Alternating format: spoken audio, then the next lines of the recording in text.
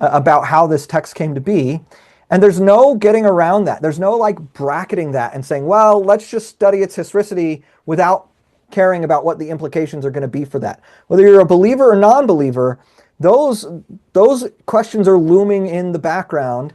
And where you land on those things, on whether they're even possible at all, is going to influence your assessment of the evidence. There's just no getting around that. But I've said before, and I'll say it again, I agree with what you're saying. If this were just an apocryphal text that people found and a scholar translated, if you just had First Nephi and it was this apocryphal text that was found, I think texts like scholars reading the account of Lehi departing Jerusalem, I think they would be making all of the exact same correlations we are. I think they would see Nahom, and who knows, they might vowel it differently. The text might have just had NHM on it, right? But I think they'd see that and they'd say, oh, that's probably this area over here, this Nehem region. I think they would say they were probably traveling along the Frankincense trail. It seems to follow that general course.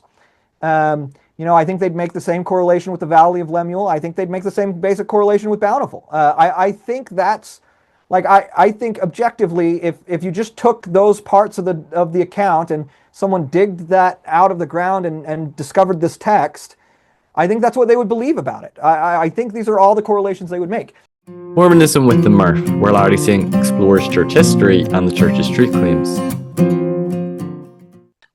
Hello everyone, welcome back to my channel, Mormonism with the Murph, where Latter-day Saint explores the church's history and truth claims. And I have Neal Rapplye on, and we're going to be discussing Nahom and Bountiful, and is this evidence for the Book of Mormon?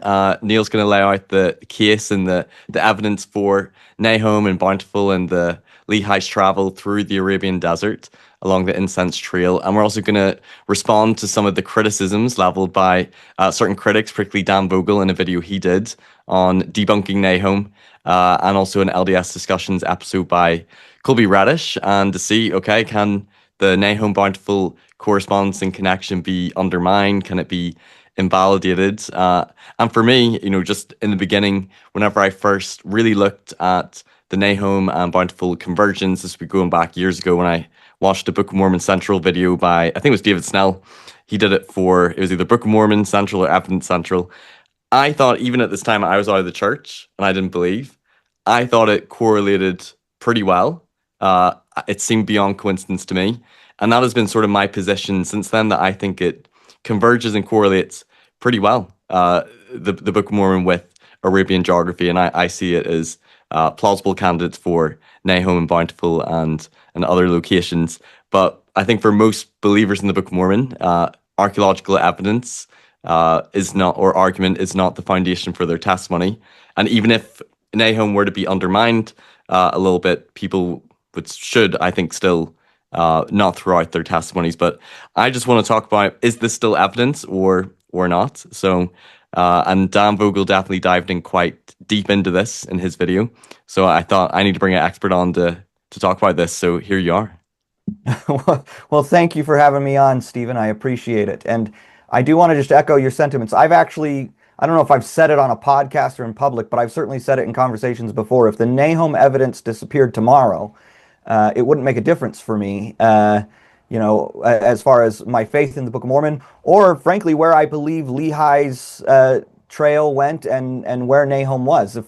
And that's important, I think, because some people say that we're like, we found a place and then we're drawing the bullseye around it. But frankly, if we didn't have, and we can maybe get into this as I explain the evidence, but if we did not have a place or a region called Nehem or something close to Nahom in that area, I would personally still be convinced that that is the approximate location of Nahom because of the directions in the text and what we know about ancient Arabia and the travel and other things like that. So I just want to echo those sentiments. At the end of the day, the evidence itself is not what makes me believe in the Book of Mormon. But I wouldn't, the other thing I feel like, especially in some of these dialogues, or not really dialogues, but in some of the arguments that go back and forth, there are implications of dishonesty. But the reality is, if I didn't if I didn't honestly find all of this persuasive, I never would have written or published on it. I write the stuff I do because I find evidence that I find very persuasive. And, obviously there's always going to be some argument and debate about how strong any piece of evidence is. But there is, not only on my part, but on the part of all my peers and others that I know, there is no intent to mislead or be dishonest. We find certain things persuasive and we publish on it, and no one's twisting our arm or saying we have to produce or defend this stuff. We defend it because we find it persuasive. And I think this episode will be good as well to maybe clear up some either misunderstandings, just to clarify things for believers or apologists who have maybe misused or maybe misunderstood the Nahom evidence as well. And I think we also need to address the criticisms, and I'll probably say this later, but I am appreciative of particularly Dan Vogel's video, because I've wanted, critics for a long time to really address the arguments for some of the best evidence for the Book of Mormon. So we're going to respond to it and see if his arguments are as strong. But I'm grateful for him at least tackling it and diving into some of the literature and scholarship. He certainly had dived into it more than me, which is why I felt I need to bring an expert on to respond to this. Well, thank you. And maybe before we get started, I don't usually plug books or things very often, but there was a book published, I think this was 2024, Into Arabia. This was published by Interpreter. I am one of the co-authors on here. It's got Warren Aston, Godfrey Ellis, and myself as authors. Really, I only wrote one chapter, and it was the chapter on Nahom. It's a very long chapter, though. I still ended up writing, and in terms of page count, I wrote about 30% of the book. But if you really want to get a detailed overview that is as up-to-date as possible on all of this evidence and the archaeology and the details, I strongly recommend that book. It is, most of what's in this book can be found online. It's a reprint of articles originally published in BYU Studies and Interpreter, but there are some updates and tweaks that were made to them as we prepared it for publication in the book. So if, we're only going to be able to scratch the surface here in this discussion, really. Yeah. But if you're really interested in digging into this stuff, I want to recommend that to you. I'm not plugging it to make money or anything. I don't make money. I don't collect any royalties off this book. No one does. Interpreter is the nonprofit foundation of Interpreter is the only one who makes the money on that. So I just recommend it. You can buy it on Amazon. You can either get one with full color images or black and white if you want to be cheap. But yeah, I would recommend checking that out. Okay, I also have an article that you wrote that I read recently on BYU Studies, Nahom, the place or the tribe called Nahom. I thought it was quite good as well. It was quite a succinct article that talked about sort of the history and also the evidence and cleared up some things as well. So maybe we could begin, maybe talk about Lehi's travel, Lehi's trail, and also sort of like the history of how scholars sort of views or predictions of the route they would have traveled sort of from maybe Hugh Nibley onwards. Yeah. So let's begin. They go from Jerusalem and they travel to the Red Sea, go from there. Yeah, sure. So the basic outline here is Lehi starts in Jerusalem. We know in 1 Nephi 1, verse 4, he had lived there all his days. In the beginning of chapter 2, 1 Nephi 2, right, he's told by revelation that he needs to flee, so he gathers his family and they go into the wilderness. They go down into the borders. I think the text says, I don't have the text right in front of me, but there's 3 different phrases it uses. It uses the borders near the shore of the Red Sea, and then it says the borders which are nearer the Red Sea. And then it talks about, it says they traveled for 3 days in the wilderness, and then they set up camp in this valley. And going back at least to Hugh Nibley, and certainly with the Hiltons, the interpretation has typically been they arrived at the Red Sea and then traveled 3 days after that. And so that 3-day travel applies to that stretch, that leg of the journey. I know we'll get into it a little later. I know Dan Vogel disputes that point, but to just lay out the case as it's usually been made, that's how it's been interpreted going back, 70 years to Hugh Nibley. And that's so the borders of the Red or the shore of the Red Sea, that would be Aqaba area. Yeah, And then the yeah. 3 day journey is approximately, is it what, 80 miles or so to the Wadi Tayyib Al Yassim candidate? Yeah. So the 3 day journey is the arrival point at the Red Sea is generally presumed to be the Gulf of Aqaba. If you were going from Jerusalem to the Red Sea, that would be the most logical point to arrive at. And then the 3 day journey, Potter and Wellington, they usually say 15 to 25 miles a day. So that gives you a range of 45 to 75 miles. There are other sources. Hugh Nibley actually said 30 miles a day, and he was basing that on the actual travel distances of people in the 19th century traveling by camel. So it's modern, but they're still using the same mode of travel that people in antiquity used. And this is what scholars of Arabian studies do all the time, by the way, is they're looking at non-motorized travel abilities and stuff all the way up into the 20th century to try and make assessments about what people could do and where they could travel in antiquity. Is traveling by camel, is that faster or slower than walking? I would imagine faster, I would hope, but well, if you are riding, like if you're a rider on the camel and you can just let it run, like it'll be faster. But most travel by camel, you're having the camel be your pack animal, and so you're packing everything on there. so you're walking beside it. Walking beside it. But nonetheless, traveling with camels in caravans and things like that, the records, like I said, Hugh Nibley had, drew on testimony from people who did so in the 19th century. They were making 30 miles a day. Some studies that I looked at, because when I did my research, I didn't want to just take, Potter and Wellington's word for it. Not that I have any reservations about them or anything, but I was trying not to take any Latter-day Saint sources' word for it. I was trying to dig into the sources themselves. So I read from Nigel Groom. I read from a number of other scholars. Some say 20, 25 miles a day is average, but others pushed that up to about 31 miles a day. So you're looking at a particular range. I think 75 miles is a reasonable average to assume, especially for a group like Lehi's family, which at least at the start, before they get the family of Ishmael, they're a family of all sons. We know that Nephi mentions daughters in 2 Nephi 5, but it's unclear who they are, and there's tradition at least that says they were married to the sons of Ishmael, so they weren't in the group at this point. So it's a family of relatively young sons in their teens or early 20s. Presumably Lehi and Sariah would be in their 40s. They can probably travel a pretty robust distance. So I think 75 miles is a reasonable approximation, but give or take maybe 15, 20 miles in either direction. And some people are going to look at that and say, oh, that's a big range.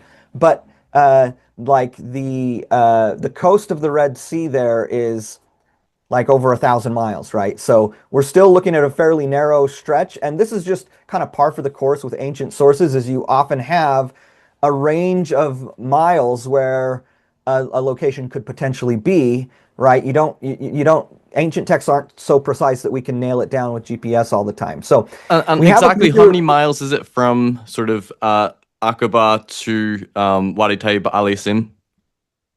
From Aqaba to Wadi Tayyib Al Yassim, it's Potter and Wellington reported it as being about 74 miles, and they traveled it, right? They were on the ground. They were not using Google Maps. They were not using, they weren't trying to measure it using maps. They were on the ground there and they traveled it, right? And so that was their report, was 75 or 74 miles from Aqaba to Wadi Tayyib Al Yassim. Wadi Tayyib Al Yassim is the leading candidate for the Valley of Lemuel because it fits the criteria best, right? It has a perennially running water source stream there. There is evidence to suggest it was a stronger running river, or it had a stronger flow in earlier periods. It has these very deep, tall, steep canyon walls that could have been very impressive and evoked the response of Lehi, to his son Lemuel to be like this valley. And you've got to understand, this is a mountainous area. There are valleys all over the place. There are canyons and wadis all over the place here. And the eyewitness testimony, the people who've gone over there and explored the region, like the Potters and like Warren Aston, is that the sheer granite walls on this canyon are just so much more impressive than any others, right? And so, what's going to really impress and evoke this very poetic response from Lehi is kind of the argument there.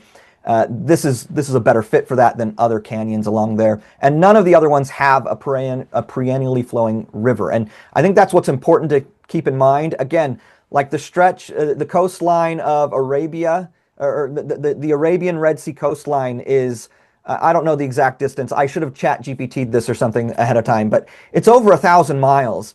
And geological surveys, hydrological surveys have not found any other perennially running stream or river that flows towards the Red Sea along that coastline. It doesn't have any. And so to have such a long coastline and to have a window of maybe 30 miles or so in which you have to find a river like that to fit the Book of Mormon narrative, that's pretty compelling, right? To me, at least. And so there's other features. There's more details there as well. If you read the work of Potter and Wellington or the paper by Warren Aston that he wrote on this, there's a lot of features that suggest this is a really good fit for the Valley of Lemuel. From there, Nephi gives us specific directional coordinates or bearing. He says that they went nearly a south-southeast direction. And so I interpret that to mean they're generally traveling south to southeastward. I don't think we have to be so rigid that we have to look at the compass points and say they're going, south, southeast exactly, that intercardinal direction, right? But he gives us that directional statement. They say they travel for 4 days and they arrive at a place called Shazer. And at this point, they do have Ishmael's family with them. They do have... and Ishmael's family brings a lot more women into the group, but it also brings children, because we're told that Ishmael has sons, plural, we're not told how many, but he has sons, and those sons have families. So there seems to be children in the group at this point as well. So they're probably not traveling quite as aggressively, quite as fast. And so we're probably that's important to take into account, because I believe it's 3 days from the shores of the Red Sea to the Valley of Lemuel, but it's 4 days from the Valley of Lemuel to Shazer. This is pretty foreshadowing a criticism that the distance to the Shazer Candidate is, I think, around the same distance as it is from Aqaba to the Valley of Lemuel. It's about 70 miles from the Wadi Tayyib al-Ism to the most often, the generally agreed upon site for Shazer, which is Wadi Sharma. And yeah, some people have pointed that out, but I mean, if you're considering the fact that they're a bigger group and they have more women and children in the group now than they did before, that's going to slow their pace down. Honestly, just being a bigger group is going to slow your pace down somewhat. You're just not as agile and lean. You've got to pack more. And so you're going to slow down somewhat. But, a 20-mile-a-day pace, a 15, 20-mile-a-day pace, I think is still a perfectly reasonable assumption. And there's, again, that's within the ranges of things that we have for ancient travel routes and ancient travel paces and things like that. And we find Shazer there at Wadi Sharma. And honestly, I'm not as wedded to Shazer as I am to, I think the criteria for Shazer aren't quite as robust as, Nephi does not provide as much of a description there. And so if you wanted to say, oh, well, Shazer should be a little further down, like, well, fine, like let's move down another 30 miles down the coast and pick another site. Then the Book of Mormon doesn't always just really say about Shazer that's where he goes to hunt. Yeah, they stopped and they went hunting, and Wadi Sharma is a very fertile area. It's quite the oasis. There's lots of good fertility in that area, and when Potter and Wellington talked to locals, they said that the mountains around that wadi were the best areas to hunt in the region, right? And Shazer, people have argued the etymology points to, describing trees or twisting trees, something like that. And so that's kind of why they say, okay, we need a place with lots of trees and we need good hunting. And Wadi Sharma is about as good a spot as any. But I think you could probably hunt pretty much anywhere in the area. So if you have a problem with Shazer being that close, like I guess you can move it down. There are other oases we could stop at, along the way. But I think I do agree. I'm poo-pooing it a little bit. I do agree with Warren Aston and George Potter that Wadi Sharma is the best candidate out there for this. I think it's probably the best fit. From Gotcha. there, they depart from Shazer, and Nephi tells us that they continued in the same direction as they were going initially. And he says they traveled for many days, hunting by the way. They're able to hunt and slay their food by the way. He says they're in the most fertile parts, which are in the borders near the Red Sea. And he says they travel for many days like that. And then he mentions, again, being in the more fertile parts. More instead of most is an interesting word choice, which are in the wilderness, he says, and I think that's verse 17 of 1 Nephi 16. Maybe verse 16, 17, somewhere around there. And at this point from Shazer, would you say it is they're now starting to follow the incense trail? Well, I think at some point, so their directional bearing, right, is south-southeastward, and he says they're moving in that same direction. And then in verse 32 or 33, he says that they continued generally or nearly the same course as in the beginning. So it doesn't have to be exact, but it is approximately that course. And that's what the argument is, right? So given these directional statements that Nephi makes, that they're going in a south to southeastward direction, and they're doing so for many days. And Nephi mentions traveling many days 3 times in chapter 16. So my assumption there is you've got 3 stints of many days of travel, right? You've got to be able to travel many days a lot. So you've got to go a long journey southeastward in Arabia, and then at the end of it, first verse of chapter 17 tells us they go nearly eastward from that time forward. And so then you've also got to be able to turn eastward.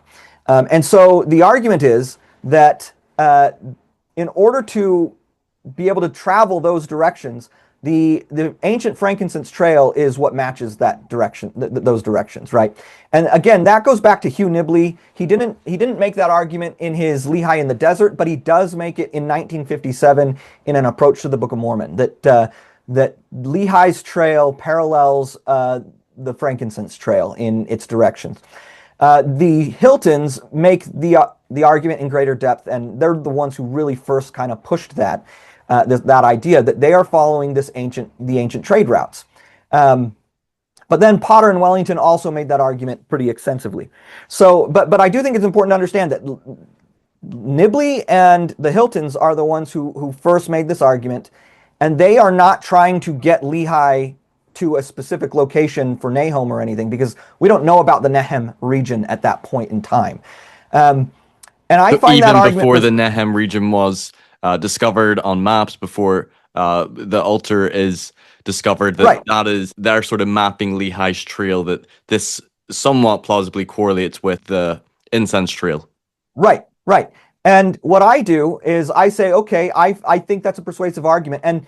And again, you have to understand, this is what people do when they're trying to understand ancient travel accounts in Arabia specifically. I have a paper, there's a paper by Daniel Potts, who's a scholar of pre-Islamic Arabia, and who wrote a whole paper on trans-Arabian travel routes. And he talks about in there, and I quote him in my interpreter paper, the Nahom Convergence, where he talks about how for a given historical instance of travel, you take a specific historical account, you can't necessarily map out exactly which way which route they took unless you have a really detailed itinerary. And that's highly unusual for an ancient account, right? You can't always map out exactly which route they took and where they went. But we do know, because we have millennia of data on travel routes taken by camel caravans and people using non-motorized travel abilities, we do know what routes were available and known and could be used. And so what we have to do is we have to look at the data we have in the account, and then we have to look at what are the known logical routes that could be taken that are consistent with the data we have in that account, and can we plausibly correlate those? And so as far as I'm concerned, I look at Nephi's directional statements, and yes, I think in order to plausibly correlate that with real world Arabia, the best match is the Frankincense Trail and its ancillary routes, or its, there are side trails that would interconnect or weave with it at different places. But he's basically following that route. Now, whether he's exactly on that route on any given moment is maybe something we could debate. But again, as far as a well-known logical route that's consistent with Lehi's trail, that's the Frankincense Trail. Right. And maybe for any listeners who aren't aware, when it talks about the Frankincense Trail, this general route, often in my mind, when I think of a trail, I think of like when I've gone on the hike and it's probably very narrow, but this is very wide. Like, how many miles wide are we talking about? I mean, I've read different things from as much as 10 to 50 miles wide at different points. Wow. What you have to understand about it is it's not a marked trail like you would have, going on a hike up in the mountains or whatever, where it's just easy to stay on the trail and not get lost, though, plenty of people get lost in the mountains hiking on trails anyway. But True. It's not a marked trail like that. It is a general course and direction of travel, within which that general course or direction of travel, there's a number of different ways you could, different routes or things that you could take from point A to point B at any given time. And you could be, I've read people basically saying you could be at the same point along the trail per se, but you could be miles apart from someone who's traveling along the trail in that same route and just like pass each other, having no idea, right? Just never even encountering each other. Like, that's entirely possible to happen. And so, some people have said, well, if they're following a trail, why do they need the Liahona? Well, first of all, when you follow a trail, do you still need a GPS? Like, yes, you do. But second of all, it's because of this, what we're talking about right here. It's not a paved road. It's not a clearly marked trail. And it's not a route that Lehi himself has experience traveling. If you don't have something like the Liahona, you've got to have an experienced guide. And even the caravanners who would travel up and down all the time, they usually had a person in their party who was the designated guide, who was going to guide them through the trail. And you would not, even if you had experience, you'd been trading up and down that route for years, you would not go that route without having your guide with you, if you were a merchant or whatever you might be. So it is something, you do still need directions. And they don't, even if they knew about that trail, they wouldn't necessarily know that's where the Lord wanted them to go, right? And that's what the Liahona is for, ultimately, is to point them to where the Lord is trying to lead them. So yeah, it's not a marked trail, and but it is a general course of travel, and different scholars have done work to try and flesh out what the different stops were along the path, along the trail. Nigel Groom is the big one. His book Frankincense and Myrrh came out in 1981. Alessandro de Magre, or Magret, I don't know, he's Italian. I don't know if they pronounce the T at the end or if they're like the French and they make it silent, but he has a very good paper from like 1997, I think, tracing the north-southward leg of the trail, not the east-west part. But and so what I did, since both Nibley and the Hiltons and other scholars since were arguing, and I found the argument persuasive, that Lehi's trail is consistent with Lehi's trail, or Lehi's trail is consistent with Frankincense trail, rather than follow any of their maps or how they mapped it out. What I did is I went to scholars like Nigel Groom. I went to the other one I just mentioned, De Magret or De Magre, and several other scholars. There's a lot of scholarship that's been done on these trails and these routes, and I looked at how they were mapping those trails. And I had someone make a map using satellite imagery, an accurate satellite imagery map of those trail systems as they're represented in the actual Arabian studies literature, basically. And when you do that, and you look at where the trail leads and where the north-southward trail ends and then turns to the eastward route, there are, you get down into South Arabia and you look at where the trail, and I should say trails because there's the main trail and where it turns eastward, and then there are two shortcut routes that turn eastward as well. They're all in the same approximate area. They're about 70 miles apart, north to south, but there's basically a 70-mile window where you can take a trail that starts to go eastward. And And then those trails all lead to the Dhofar region. Well, to the Hadramaut first, and then onward, you can go onward east to the Dhofar region. And again, the Hiltons and Hugh Nibley both were saying that they didn't pinpoint Corcafort or Corrory as Bountiful per se, but they were saying that Bountiful was in the Dhofar region in the 50s and in the 70s, right? And so that gives you this overall, this kind of and that's a part of what's compelling about the Frankincense trails. It leads to this place, the Dhofar region, that fits the description of Bountiful as we have it in the text, right? It's this lush, fertile area. It's got big trees. It's got natural growing fruit. It's got natural growing honey, it's got wild bees who produce honey, right? And that's what Nephi says is there. Fruit and honey is in abundance. So the Dhofar region is really the only location on the east coast of Arabia that would be plausible. Yeah, I mean, it's the only area. I mean, if someone wants to argue there's another place, they can go try to find it, right? But looking over that southeastern coast of Arabia, that's the only spot anyone's found to date that you can say you can say, okay, here's everything the text requires, and this is what fits best, right? And there's the debate between Warren Aston and George Potter. Is it Corcafort or Corrory as the specific inlet where Nephi builds his boat, right? I personally lean towards Corcafort with Warren Aston, but you know, I won't be too broken up if the evidence ends up pointing to Corrory. I mean, either one fits with Nephi's overall narrative, right? But the important point I'm trying to make here in talking about the Frankincense trail, and like I said, going to the actual Arabian studies literature to reconstruct that trail, is that eastward turn along the trail takes place within a 70-mile range, right? There's 3 main trails that go eastward, and they're about 70 miles apart north to south, and they're all in this vicinity of northern Yemen around what's called the Wadi Jaf, which is just this big open canyon, basically this big open wadi that cuts into the mountain range there. Right. I guess we're going to talk about Nahom next, but I think it's really notable that you're saying that scholars aren't saying, well, they must have followed the incense trail because that lines up with Nahom. You're saying before we even find Nahom on the maps or the altars, this is generally what they're saying is likely the trail, the route that Lehi would have traveled before they even discover the Nehem area. Yes, and in fact, so the caveat there is the Hiltons do reconstruct the incense trail differently, and they're doing their work in 1976, and they're relying on scholarship that they can get access to, like in Utah at the time, right? And so they're a little limited, but they reconstruct the trail differently. And so what I'm saying is, so it's not identical to the Frankincense trail, but it's somewhat similar.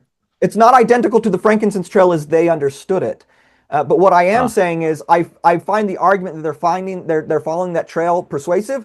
So now I'm turning to the Arabian Studies scholarship, which is independent of anyone trying to prove the Book of Mormon, right? I'm turning to the Arabian Studies scholarship to understand what the current model for an understanding of the Frankincense trail is there. Stuff that's more recent than 1976 for sure, right? And I'm trying to use the best available scholarship from Arabian Studies scholars who have no bone to pick about where Lehi traveled to reconstruct that trail as accurately as we can. And what is interesting to me, though, is the Hiltons, they very correctly intuited that Hugh Nibley and the Hiltons also both interpreted First Nephi 16:34 to be saying, when it says the place which was called Nahom, to be a pre-existing place name, to not be a name that was given by Lehi's group. And the Hiltons also very correctly intuited, they said that we should find Nahom where the Frankincense trail turns east. Okay? Sort of like a prediction that they give. So that's a prediction they gave. Exactly. We should find it there. Now, again, their understanding of where the Frankincense trail turned eastward was not consistent with what I'm suggesting here, but what I'm saying is I've modified it based on not where I want Lehi to go, but where Arabian Studies scholarship actually says the Frankincense trail went and then turned eastward. And so that is the case that I'm making here is, and that's why I say at the beginning of the video, whether we had any maps, any inscriptions, anything, at this point, as with the way the field has evolved and the scholarship that's been done on the Frankincense Trail, I think we would be saying Nahom is somewhere in the vicinity of the Wadi Jaf, no matter what. Okay, so that's sort of like the prediction that if you're looking at the best scholarship on the Frankincense Trail, looking at the text of the Book of Mormon, that Nahom should be found roughly where that eastward turn, which you're saying is in this Wadi Jaf general area. That's sort of the prediction before we even find the maps. That's where Nahom should roughly be. Mm-hmm. Yeah, exactly. And it's because that's where the trails turn eastward, but then it's also because that's where, when you go nearly eastward, you can arrive at the Dhofar area and you can come to this place that fits the description of Bountiful, right? So those features those features are all in place as far as how we're interpreting the text, again, by 1976. And it's 1978 when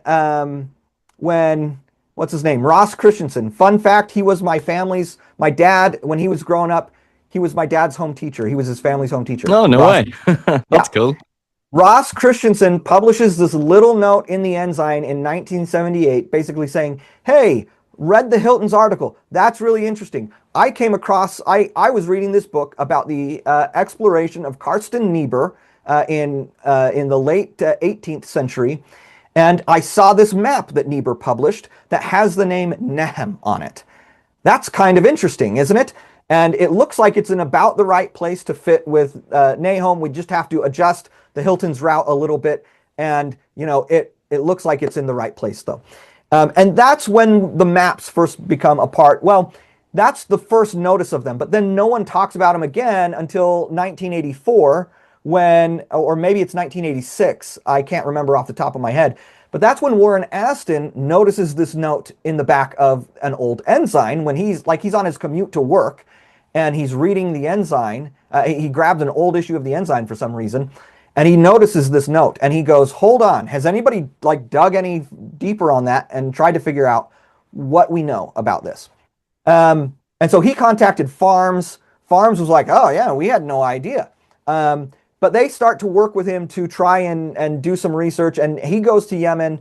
He finds additional maps that have this place name on it. He finds that there are variant spellings. Some of them, a lot of people want to dispute the spelling issue or whatever. You can find sources, including scholarship translating the inscriptions if you want, not the altar inscriptions, but other inscriptions with the same name. You can find ones that use an A for Nahom or Nahim or something like that if you really want to, if you want it to be closer to Nahom. The more standard scholarly spelling today is Nehem, or well, Nehem with an I, N-I-H-M. The common spelling you'll see on maps, these older maps and things like that, is Nehem with an E. And I've been told by people who have been there that that's the pronunciation that you tend to hear is Nehem. And so that's kind of how I tend to say it. But there do we know what the pronunciation was going back 2,500 years ago? No. We don't know. No, in fact, in one of my papers, I have a big footnote. I don't know, I can't remember which one off the top of my head, where I quote several scholars basically saying, we do not know how ancient South Arabian was vocalized, which means we don't, we have the consonants in their inscriptions. We don't know how their vowel system worked. We might assume, to some extent, scholars might assume, or they tend to use when they vocalize ancient South Arabian names, they tend to use Arabic vocalizations, but we don't know that that's how they vocalized any of these words.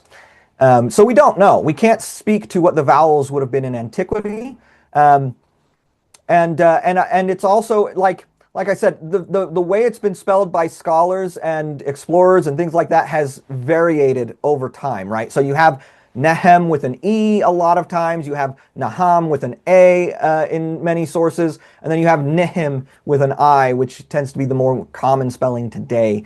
But the key consistency, right, is this NHM. There's this place, there's this region, this area in Yemen, right around the Wadi Jaf, that is that has this NHM name on it, right? That is very similar to Nahom. And like I said, that's where the trail system goes ultimately. Whether I want it to or not, whether I want to force Lehi there or not, that's where the trail system goes. The major trade route goes, and that's where it turns eastward.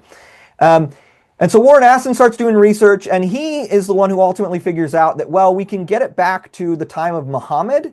This tribe exists, the Nehem tribe. He figures out that Nehem is a region that's named after the tribe that lives there, and that the tribe lived there at least going back to the time of Muhammad. And we have early Islamic sources that talk about that. And the inference from those sources is that they were there before Muhammad came and South Arabia or Yemen converted to Islam. They didn't come like spring into existence sui generis. What's the Latin there? They didn't spring into existence out of nowhere, right? When Muhammad arrived, they had been there, and they were an established tribe in the region by the time of Muhammad. So that tells us they are a pre-Islamic group. Okay, now how far back into antiquity then do they go? Because pre-Islamic Arabia, that is basically ancient Arabia, right? But how far back into antiquity do they go?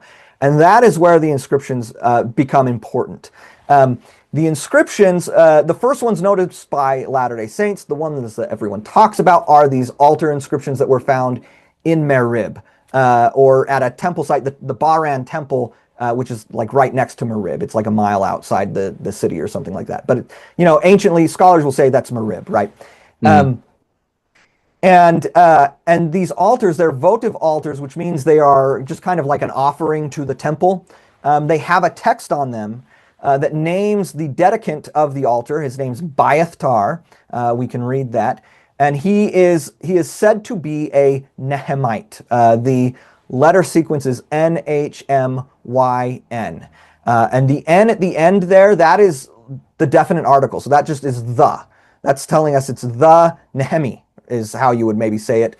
Like an Israeli, right, with the I at the end. And the Y at the end is, that's the gentilic, or Arabian scholars will say the Nisba, but it indicates that the name is being used in an adjectival form to associate them with the name, right? And so he is a Nehemite or a Nehemi, however you want to say it. And that is generally used for tribal affiliation in ancient South Arabian inscriptions. And so it tells us that the Nehem tribe exists in antiquity. Or it can also be used, and we can maybe get into the nuances here a little bit, but it is used in some cases for affiliation with a place. And so it can be used in that way as well. But these altars, they're initially dated. The first person to notice them was Kent Brown. He noticed them in a French museum catalog. I have it somewhere on my shelves over here, but he noticed them in a French museum catalog, and the commentary on the inscriptions in that catalog said they dated to the 7th to 6th century BC, right? And so it was, and the dedicant was from the tribe of Nehem, and so it was taken from there. They're like, okay, wow, this dates right to the exact time, and it confirms that Nehem is there in Lehi's day, right?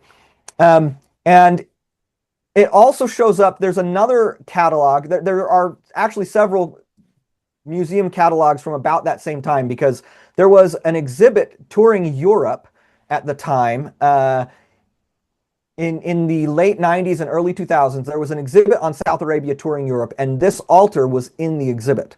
Okay, and so these museum catalogs are published to promote this exhibit and to let people, who want to learn more, buy the catalog on their way out of the museum or whatever. And they're put together by scholars. Let's be clear about that. The scholars of ancient South Arabia put these catalogs together. And there's one in English from the British Museum, published in the year 2000. And in that one, it's translating the German Museum catalog, where it says that Biathtar, the dedicant, and it dates it to the 6th to 7th century, the altar to the 6th to 7th century. And it says Biathtar was from the region of Nehem west of Marib. Now that's an important detail, because what it's saying is this inscription is not evidence that this place where it was found was called Nehem.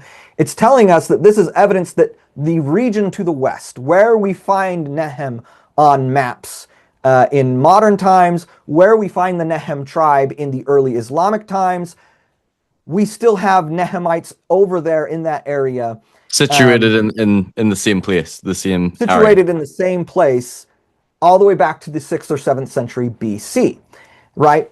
And so that is where the idea comes from, that this is coming from the exact right time and in the exact right place, right? And it's not saying, again, it's not saying the altars were found in the exact right place. It's saying that Nehem is in the exact right place. Right, because that's I think the misunderstanding a lot of Latter-day Saints or certain apologists have had of the discovery of the Nahom altars, because some people have viewed the altars as, oh, it says NHM on it, the altars is Nahom, and it's at a burial site, and it dates to, the 6th century BC. But what you're saying is the Nehem tribal region, they're not in the same place. I think you might know the distance, but probably about 100 miles from the temple where the altars were found and the Nehem tribal region. But whatever this distance is, the Nehem tribal region was found on those maps.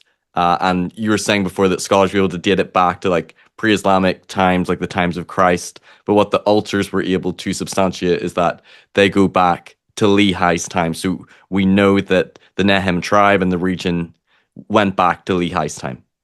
Right, right.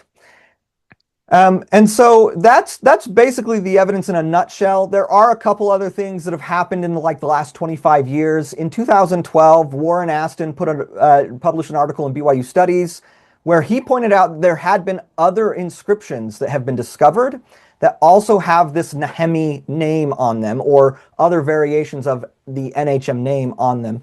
But he didn't say very much or do very much with those. He also mentioned them in his 2015 book. I gave a presentation at FAIR in 2022 on where I highlighted several of those other inscriptions. I've used them in the paper you mentioned earlier, the place or the tribe called Nahom. I make reference to several of these other inscriptions, and in the big paper I published that's in this book, and also can be found. It was originally published in Interpreter, so you can find it on the Interpreter website too. I draw on all of those inscriptions, and I draw on the academic commentary that has been provided on all of those inscriptions. I look at what scholars have said about them, and in that place versus tribe article that I wrote in particular, I go through and I show how some scholars have said things like, these indicate that this person is from the tribe of Nehem, but other scholars, like the one I just mentioned, the German Museum Catalog and the British Museum Catalog, which, by the way, the commentary on the altars in those catalogs were written by Burkhard Vogt, who is the archaeologist who dug them out of the ground, right? He is the guy who, well, he led the excavation anyhow. He was the director of that excavation. He says they come from the region Nehem. And there are other scholars who have similarly indicated that. In that whole paper, I kind of go through and show that all the way up to present times, but going all the way back into antiquity, tribes and territory were very intimately, or are, I should say, very intimately linked in Yemen. And you routinely see tribal names used as toponyms in ancient South Arabian inscriptions. And so, and you can even, I quote from a scholar named Alessandra Avanzini, who says that the use of the Nisba, or the tribal affiliation, right, in a person's name or title, which is what you're seeing in these altars, right, or some of these other texts that I'm talking about as well. The use of that ties a person's identity to their tribe and its territory. And so there's a really strong conflation between tribe and territory. And you can go read those papers if you want to. I'll you link already some did, I suppose. But people who want to, who think I'm blowing smoke or whatever, can go read my papers and see what my case is, see what my arguments is, see what my sources are. But my point is, we very much see conflation between tribe and territory in the actual inscriptions and in the history of Yemen. And we see it in the academic literature. Scholars will refer to this as a place or a region. They'll refer to it as a tribe. And they'll kind of treat those, they'll blur those lines a little bit. In fact, I found one scholar who puts tribal names in his index under toponyms. And so again, there's just a really strong association there. So basically, these inscriptions, the altar texts, but also some of the other inscriptions, and I go through. I have a paper coming out with BYU, hopefully in early 2026. It should be first quarter 2026. That goes over all of these other inscriptions in more detail. I reproduce a transcript of each of the text of each inscription, and then I reproduce a full translation of each inscription, and then I talk about the implications and the data we can glean from that and the commentary that's been had on it by South Arabian scholars. And I think when you look at like all of these inscriptions and where they're found, what scholars have said about them, they very much indicate that the Nehem tribe has been in the same approximate region. There are some indications that they maybe also held territory, or maybe earlier they held territory north of the Wadi Jaf, and they at some point migrated to south of the Wadi Jaf. But they are in the region surrounding the Wadi Jaf, going back to the early first millennium BC. As far as, and again, that's just based on my survey of the literature and analysis of inscriptions and what scholars have said about them. So right, so there's a couple of significant things there, because you're saying that, like, one in the Book of Mormon, all the other places that they name, they give it that name, but in when they come to Nahom, they say this was a place which was called Nahom. So really, in this Arabia journey, this is the only name that we would be able to test, and that you find the Nehem region, it has the consonants.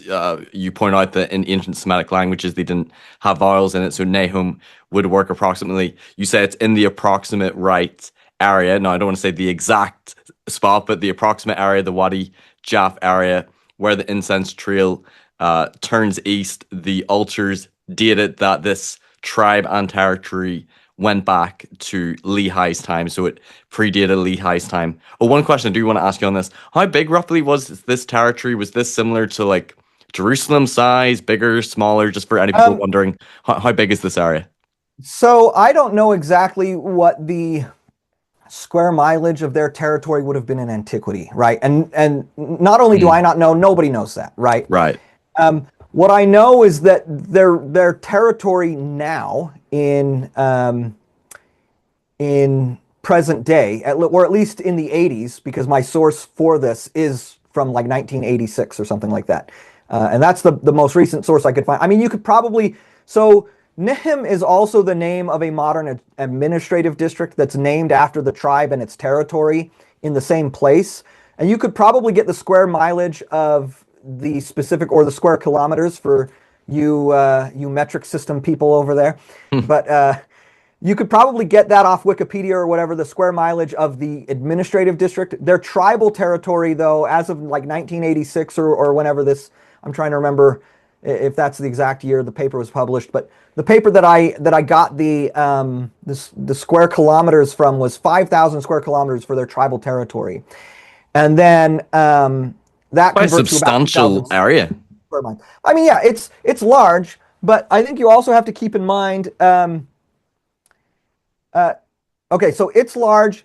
The sources from the pre-Islamic period suggest that the area at least south of the Wadi Jaf that was controlled by Nehem was smaller, but there was also a substantial territory north of the Wadi Jaf in early pre-Islamic times that was associated with the tribe Nehem. And like I said, it's unclear whether they started on the northern side of the Wadi Jaf and migrated south at some point, or whether they started, or whether they occupied both sides of that territory in, like, say, Lehi's day or whatever. But they would have been in the vicinity of the Wadi Jaf, right?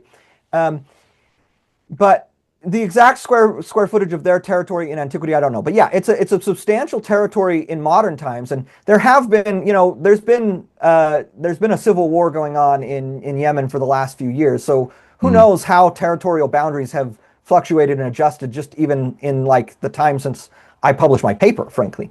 But yeah, it's substantial. The overall square footage of the Arabian Peninsula, though, is like 1.25 million square miles. I said square footage, but square mileage is like 1.25 million square miles. And so if you're assuming you can just like take a dart and write the word Nahom on it and throw it at a map of Arabia, what are the odds you land on the 2,000 square mile space that is named Nehem without aiming for it necessarily?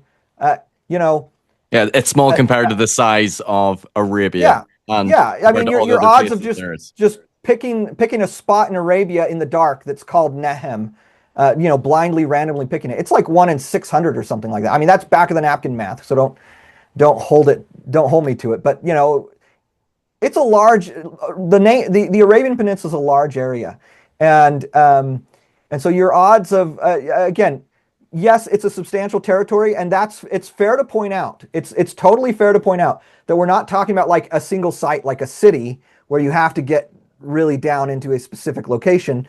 That we're talking about a fairly substantial area, but you still have to contextualize that with how substantial an area the entire Arabian Peninsula is, and the fact that at least as far as I'm aware of, and I tried to research this a little bit at least some years ago, I have not found anything, any indication of a place or tribe with the NHM name in any other part of Arabia, right? And so you're still talking about a specific part of Arabia is where you have to be, and if you scour the whole peninsula, this is the only place you can find it.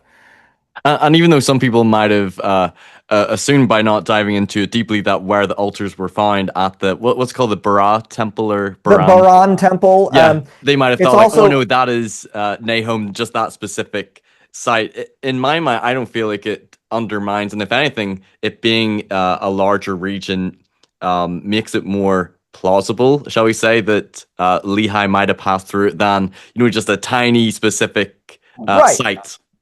Well, right, and even if it was a specific city, a specific site, right, in the Wadi Jaf, let's say it was a name of one of the cities in the Wadi Jaf or something like that.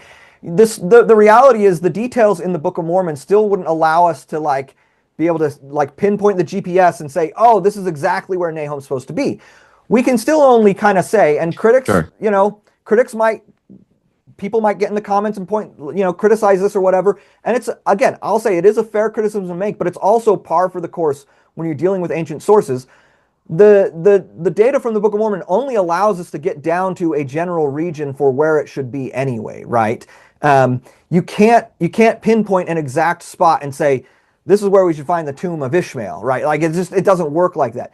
We know, like I said, from the trail system, I'm at least totally convinced that the vicinity of northern Yemen, northwestern Yemen, in the area around the Wadi Jaf, that is where Nahom has to be. That is where, and again, if we didn't have the maps, if we didn't have the inscriptions, if I woke up tomorrow and found out that, scholars were like, oh, we've been misreading that this whole time or whatever, and actually it's just about something else, I would still be convinced Nahom is in that general vicinity, because that's where the information from the text, and that's where the information from the real world with the trails puts it. It's got to be in that vicinity. Now, the fact that we do in fact have a place called Nehem there, and we do in fact have inscriptions which indicate that tribe and its territory existed in the region going back to Lehi's time, that is very astounding to me. That's quite compelling to me. And is the Nehem tribal region, because Ishmael is buried in Nahom in the Book of Mormon, is it a place where there were burial sites? Was that common in the Nehem region? Talk about that. So, for some reason, it's become a really common talking point with some critics to say it's not a burial place. It absolutely, there are burials all across North Yemen there. And there are, it's actually kind of funny to me because we used to hear from people all the time saying, well, of course there's burials. Anywhere there's been human habitation, there's burial grounds. And so I think probably when critics have said that, they have probably said that in reference to the temple in Yemen that maybe some believers may have pointed to as being Nahom and that being a burial site. Well, so even that, so the temple in Yemen, where the inscription was found, is not a burial site. But 1 mile to the east, there is another temple, a sister temple of that site, and there are thousands of burials at that site. Okay, and so I don't think that's where Nahom is anyway. But unless you're so specific that like it's got to be that temple is Nahom, right? Which is an absurd. Like within a mile, there's actually a massive burial ground there. But sorry to get off on that tangent because that's a non sequitur anyway. That's not Nahom. Nahom is the tribal region, and there absolutely are burial grounds there. Actually, in my but even if it were, the burial grounds are only 1 mile away. You're saying, so it wouldn't be a big critique. Right, yeah, it wouldn't be a big critique at all. And in fact, temple sites, sacred sites like that are very commonly in the ancient world are places of burial because, look, we're kind of insulated from it in our modern society because we don't experience and encounter death quite the same way. But religion in antiquity is about coping with death.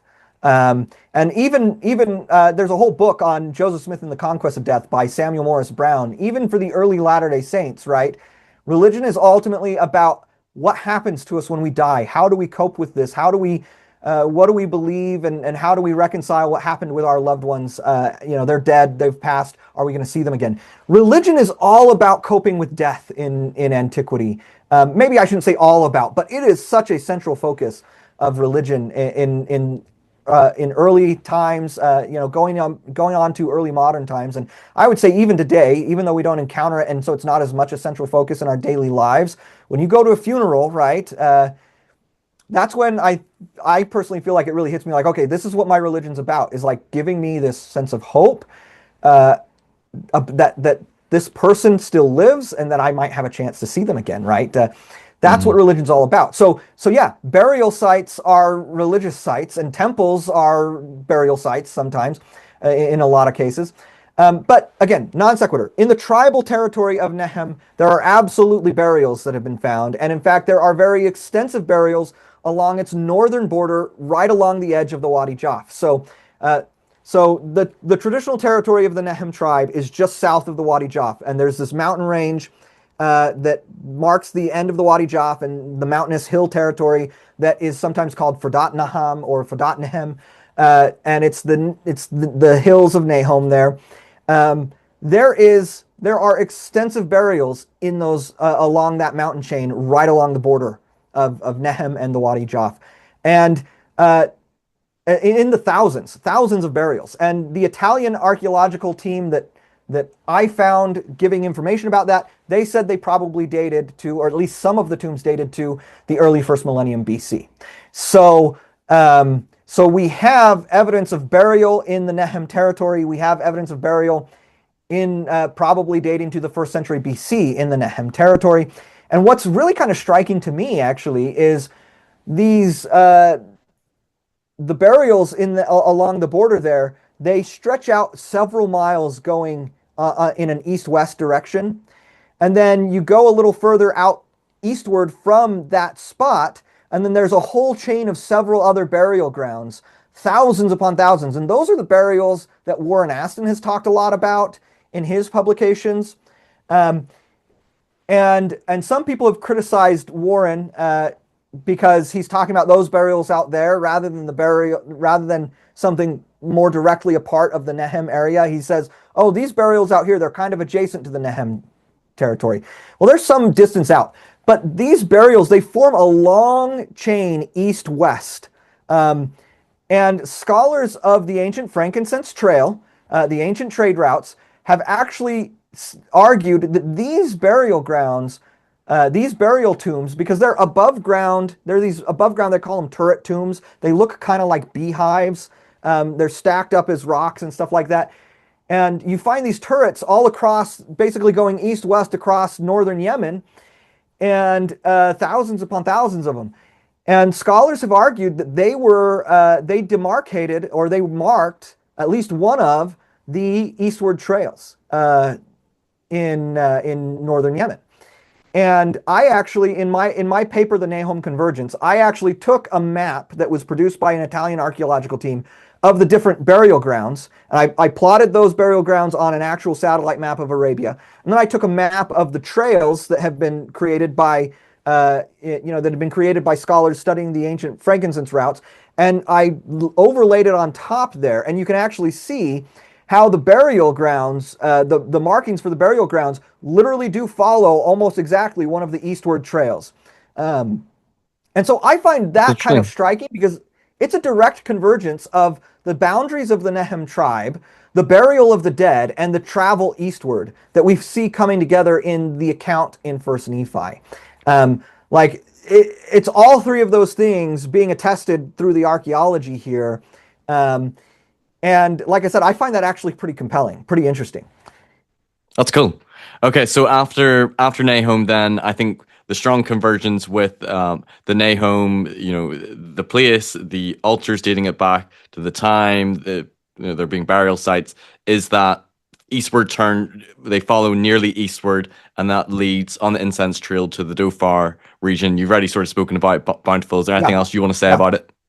I mean, no, except like we talked about earlier, this is an identification. That region at least was identified by Nibley and the Hiltons beforehand, and so they were not trying to say, okay, we found Nahom, now let's find somewhere that's eastward of that. Like they were already saying, this is the only place where you could possibly find Bountiful, right? And it just happens to be nearly eastward of where the Wadi Jaf and the Nehem tribe are located. And then, like I said, I would lean towards Warren Aston's Cor Kafot. I think it's got all the requirements there in pretty close proximity, which is I think a compelling point for it. It's a little harder for me to see the Cor Rory correlation. The stuff is a little more spread out there, a little more distant from the sea shore. What Cor Rory does have going for it is a very deep inlet that provides that's a little better for building and launching a ship than what we have over in Cor Kafot. So either one, though, like I said, I won't be torn up if eventually the evidence really kind of ends up pointing to Cor Rory or whichever one, right? So, but I think again, if there's another place along the Arabian shoreline there that could fit the description, you're going to have to show it to me. The onus, the burden of proof is on others who say, oh, I mean, I've read people in YouTube comments or whatever being like, oh, just, anywhere going eastward would have led you to anywhere along the coast and it would have been fine. It's like, well, no, there are hundreds of miles of coastline there and most of them are barren and rocky, right? There certainly is some fertility in the Hadramaut area. And Warren Aston, he searched all those inlets in the Hadramaut area as well. But they aren't nearly as directly eastward, and there were other criteria that most of those inlets just could not work. And again, go read Warren Aston's 2015 book, Lehi and Sariah in Arabia, or his 1994 book, In the Footsteps of Lehi, where he goes through all the potential inlets in quite a bit of detail to show that where, in his opinion, Cor Kafot really is the only one that really works. The Dhofar region really works better than Hadramaut for a lot of reasons. And again, that was a conclusion that was reached by the Hiltons and Nibley well before Warren Aston and the Potters came along. And how would you summarize, this whole, Lehi's route, following the Frankincense trail, the plausible candidates for Valley of Lemuel, and particularly the Nahom sort of convergence with Bountiful? Would you see it as this is a strong convergence and correlation? Would you see this as plausible archaeological evidence or strong archaeological evidence? Some people have used the language of this is a bullseye or this almost seems like definitive. I doubt you would go that far, but how would you sort of sum up how this all fits together? Well, for me, and this is something, some of my background is that I found this all really compelling. And then I encountered critiques online and I got a little frustrated because I wasn't like other people weren't taking on those criticisms the way I felt like they needed to. So that's how I ended up. I never wanted to be the Nahom guy. It wasn't something I wanted to be. But here we I are. but here we are, right? Because I was like, okay, there's these criticisms about whether it's a tribe or a place. I'm going to go research that. There are criticisms about whether it's really the right place or not. I'm going to research that. Like I decided, like, hey, I want to go dig in and I want to find out, are the claims Latter-day Saints are making about this, do they hold up, or are the ex-Mormon arguments really compelling? And at the minute with, Dan Vogel's videos, and I know there's been response on LDS Discussions, which we'll get to with Colby Radish, and him and RFM did a response to the Light and Truth letter that addressed Nahom. And I think some of the rhetoric online is people think that, oh, this has been undermined, this is debunked. And as I've looked into more of your stuff, I still think it plausibly correlates. So I think it's good that we need someone to address some of these criticisms, because in the mind of some people, or even some believers who might have watched some of those videos, might walk away being like, oh, maybe this is like really undermined and this isn't strong evidence. Yeah, I mean, I have not seen anything online that has really even touched the correlation as I see it. Mhm. And as I've tried to lay it out in my publications. Nothing I've seen from anybody has modified or really affected my opinion. A lot of the arguments don't seem to be coming from a strongly informed place, and I that's the politest way I can say it, I suppose. But I think it's very compelling. I find it quite extraordinary. Bullseye might sound strong to a lot of people. The difficulty is, again, when we're dealing with an ancient account, and I've just barely, just this week or last week, I was doing research on the account that is written by Strabo, who's a Roman historian in the first millennium BC. He writes this account about a Roman general who leads a contingent of troops through Arabia to South Arabia to try and take over the incense trade.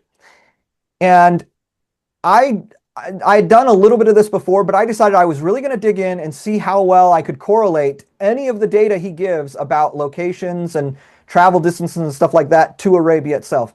And going through it, you can hardly do it at all. You can barely trace out where he's going and what he's doing. There's not enough data in Strabo's account to be able to do that until, ironically enough, until you get to the Wadi Jaf area. Then we have a few place names that we can pin down. We even have a burial of a Roman soldier archaeologically in the Wadi Jaf area. So, but most of his trail, most of his route there and most of his route back, where he goes, how he gets to the Wadi Jaf area, where he goes from the Wadi Jaf area, and how he gets back to where he started, all of that is very, very difficult to actually reconstruct and sketch out. And scholars who are trying to do that do the exact same thing Latter-day Saints are doing. They say, well, we know where he's going. He probably is going to follow the ancient frankincense trail for the most part, right? And so that's kind of what they assume. But like the details that are given in the account just don't let you pin things down. And that is just par for the course when you're dealing with ancient accounts about traveling these long distances. And so honestly, for what we have, and Nephi actually gives us a lot of information to work with, a lot more than what we get in a lot of other ancient accounts. For what we have, I find this correlation very, very compelling. Yes, it's a large area that you can say, oh, there's a several dozen mile area where Nahom needs to be, and that's a big area. You can get really lucky. I guess, maybe.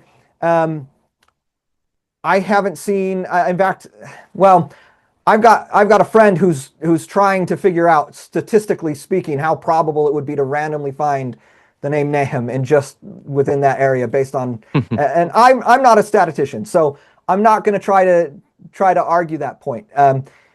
I have not, I find it pretty extraordinary. Having dug in, having read literally thousands of pages of scholarship, not just by Latter-day Saints, but by scholars of Arabian studies, trying to understand this as best I can. I find it incredibly, incredibly compelling. I find it converging on in multiple ways, on multiple details, to a degree that I would not expect random chance to produce.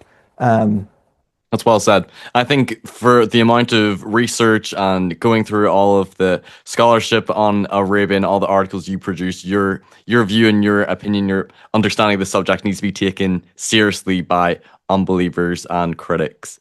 So I think this could be a good time to maybe explore and dive into some of the criticisms or some of the arguments leveled against Nahom. Sure. Most of this I have just taken notes from Dan Vogel's video because I think most of his video is bringing up more, I think, serious arguments. The LDS Discussions episode I felt was addressing more misconceptions or misunderstandings that believers might have, or how people might have misused the Nahom argument when talking about it. Is there anything you want to say in response to that overall episode that they did on Nahom? I don't know if there's anything I want to say on the record. I That's didn't fine. think, watching that, again, it goes back to what I said before. I didn't think that even really approached or came close to impeaching any of the arguments that I have made, at least. Yeah. and really the overall correlation. Like I felt like that whole episode just significantly missed the mark. Yeah, and I've had a conversation with Colby. We actually did an episode together, and he asked me after what I thought of his episode, and I said to him that I still think it correlates quite plausibly, and I said to him that I felt like he was critiquing more people's misunderstanding and misuse of the Nahom apologetic rather than actually critiquing the apologetic or the scholarship that has been done on it. And he did sort of agree with that. This was an off the record part of our conversation, but he said he was more critiquing how apologists seem to misuse the actual scholarship. Like he would agree that in some of the scholarly articles that you would talk about, the Nehem tribe and region not being the same place as where the altars were found, but often, common lay people sometimes, like in the past, I'm sure I've done it years ago, saying that, oh yeah, it's a burial site and where the altars were found, that's an Nahom, and it maybe corrected some of those misconceptions. But if people had read closely your articles and work, then that wouldn't need to be addressed. So the first argument I want to bring up, and I don't think Dan Vogel brings this up, I hear this criticism commonly is, and you even said that there were maps dated to the 18th century that had Nehem on it. Could Joseph Smith then have had access to this on a map? How close was the nearest map of Nehem, and what do you think of the possibility of, hey, he could have seen this map, Nehem was on it? Again, makes you think, why didn't he include it with the same spelling, but different vowels, A and O for Nahom? But what's your thoughts on that? There's a lot of questions you could ask about that. Why was it spelled differently if he was getting it from a map? But first of all, is where would he have seen a map like that? I mean, all of the maps, there's the D'Anville map. Jean-Baptiste D'Anville publishes a map in 1755 that has Nehem on it, spelled Nehem. And then there's Karsten Niebuhr, who publishes a map in like 1789 with Nehhm. And then there are a bunch of cartographers after that who have absolutely no idea. They've never been to Arabia. They have no idea what it's like. They're just lifting these names from either D'Anville or Niebuhr and putting them on their maps. And so there's no telling exactly how many there are. Warren Aston has listed several of these maps in his publications, and I mentioned like Warren Aston, and then there's an article in the Journal of Book of Mormon Studies by James Gee, who's a map collector and antiquities collector, who's collected several maps that have this name on it, and so he wrote about them in there. I mentioned that to be clear that like sometimes people are like, oh, apologists are hiding the fact that there are these maps. No, we're the ones who published them and talked about them in the first place. And so people have looked into those and they've tried to collect and see which one, how many are there. And so there's any number of them floating around, but they're all like inexpensive gazetteers or expensive maps that, produced by cartographers that a poor, or a low income, family that can't even pay their rent and get booted from their house that they built and have to go live in this one small log cabin. Like a family like the Smiths is not affording maps like this. People have looked at the Palmyra library and that did not have maps like this in there. There's absolutely nothing in the vicinity of Harmony where Joseph Smith is translating. I mean, it is more backwoods podunk than Palmyra was. The closest I have ever been able to find in my efforts of one of these maps being to Joseph Smith was in Allegheny College library, which is like 300 miles from Joseph Smith, give or take it. Depending on what, I get that number. I just used Google Maps to map out from Harmony to Allegheny College. That's obviously using modern paved roads and stuff like that. And I got a couple different routes, and then I kind of averaged the average distance between those routes. So 300 miles thereabouts, give or take maybe 25 miles. So in my mind, that just sounds like it's virtually impossible in my mind that it's very to have looked at that map, and then he didn't even copy it the same way. Nahom is spelled differently to the Nehem on that map. So then you'd be wondering, well, why did he copy it differently? Would he have known that in those ancient Semitic languages that there wouldn't have been vowels in it. Yeah, no. It's very, very unlikely, in my opinion. And in fact, Kyler Rasmussen over on the Interpreter website, he did a series called he did a series called Estimating the Evidence, is what it was called, where he did just some Bayesian analysis of various things. And again, I'm not a statistician, so you can go look at his analysis, but he did one on Nahom, and he did one on the probability of Joseph Smith actually going, having gone to Allegheny College and seen one of these maps versus the probability of just this being a totally random coincidence. And he basically concluded that it's more likely to be pure coincidence than that Joseph Smith went and found this map, right?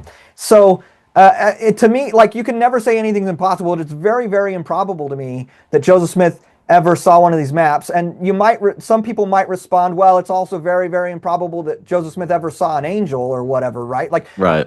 Fine. But like, if you're again, like the old Sterling McMurrin quote that gets thrown around, you don't get books from angels and translate them by miracles. Like, fine. But if that's what like you believe, then I don't see why we're debating the nuances of Arabian archaeology and the accessibility of old maps.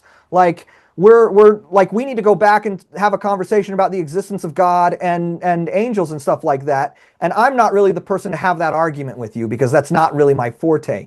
But if we can get past that, right? That's like a presupposition to say any naturalistic explanation, no matter how improbable, trumps a supernatural explanation. Exactly, it is a presupposition. Exactly.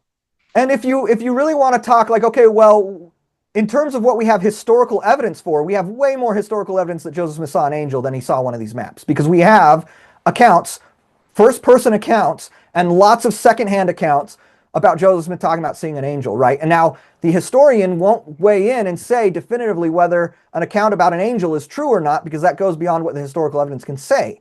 But we have plenty of historical reasons to believe Joseph Smith said he saw an angel, and if you believe in that kind of thing, that happened, we have no historical evidence to say he saw one of these maps. Zero.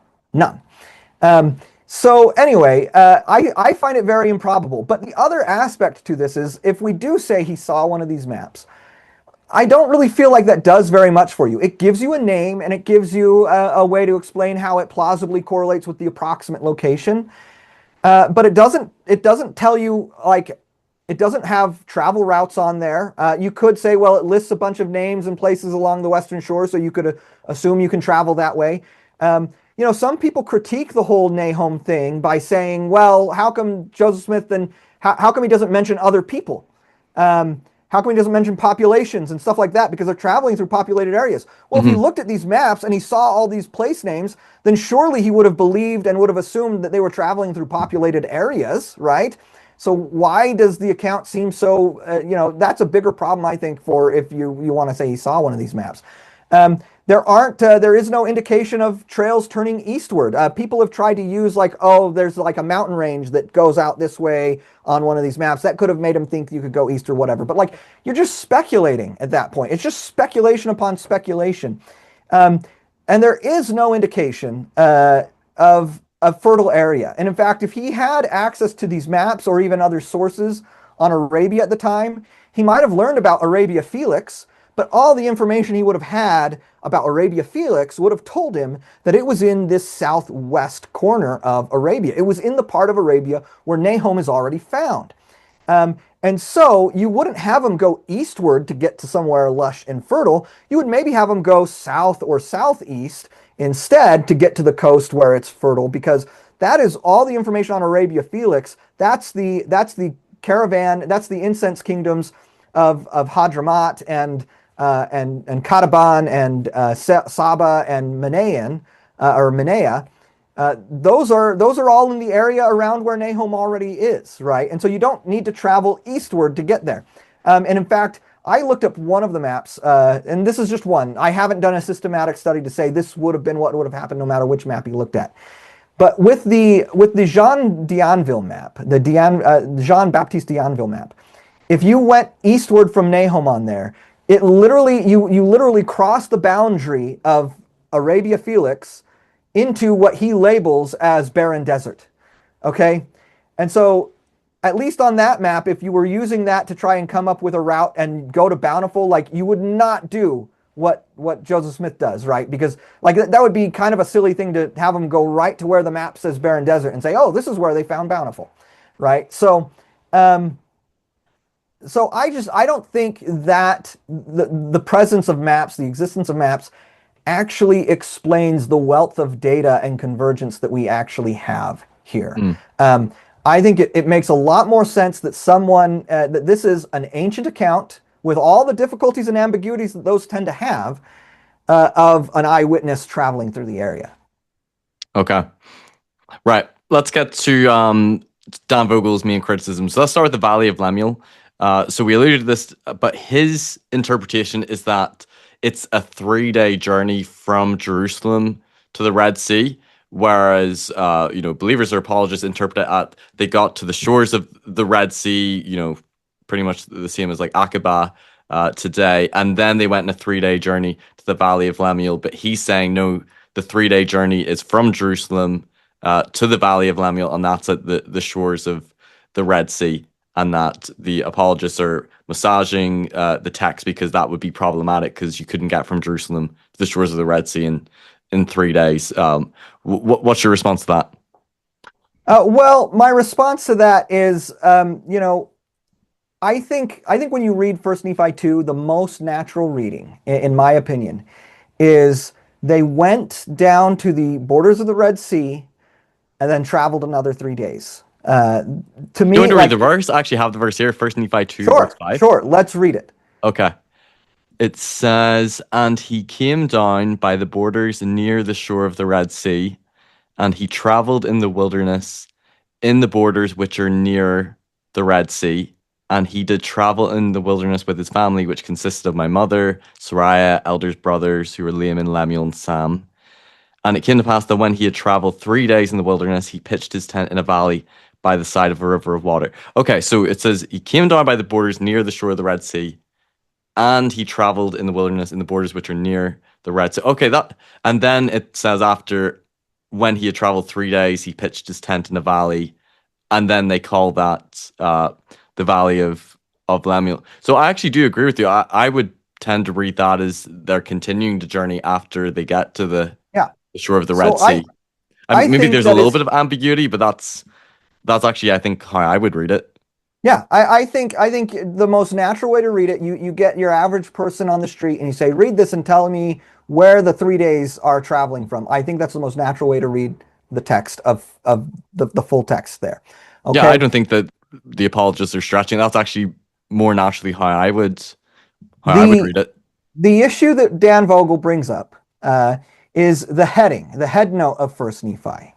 And in the head note, it says, an account of Lehi and his wife Sariah and his 4 sons being called, beginning at the eldest, Laman, Lemuel, Sam, and Nephi. The Lord warns Lehi to depart out of the land of Jerusalem because he prophesieth unto the people concerning their iniquity, and they seek to destroy his life. He taketh 3 days' journey into the wilderness with his family. And I'll just stop there. We don't need to keep reading the rest of the head note. And I'll agree with Dan Vogel or whoever, right, that the most natural way to read that head note is that they traveled 3 days from Jerusalem. Okay? Right.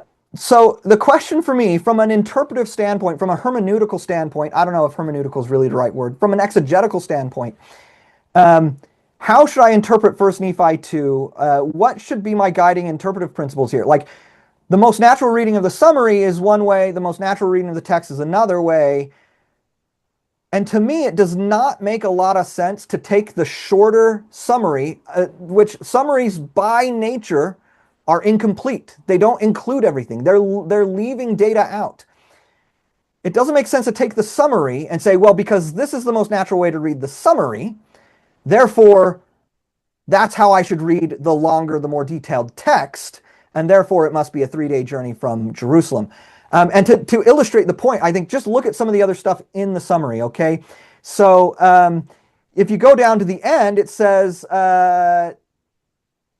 they come to the course of their travels, they come to the large waters. Nephi's brethren rebel against him. He confoundeth them and buildeth a ship. They call the name of the place Bountiful. Okay, Well, the most natural way to read that is that they came to the waters, the brothers rebelled in this order, right? After he confounds them, they build a ship, and then after that, they name the place Bountiful. But they name it That's Bountiful not before the confounding and the building of the ship. that's not the order things happen in the actual text. In the text, they come to their place, they name the place Bountiful. Nephi starts building the ship. The brethren rebel, he confounds them, and then they complete building the ship. Okay? And so you have a natural way to read the summary, but if you just stick with that, it's wrong.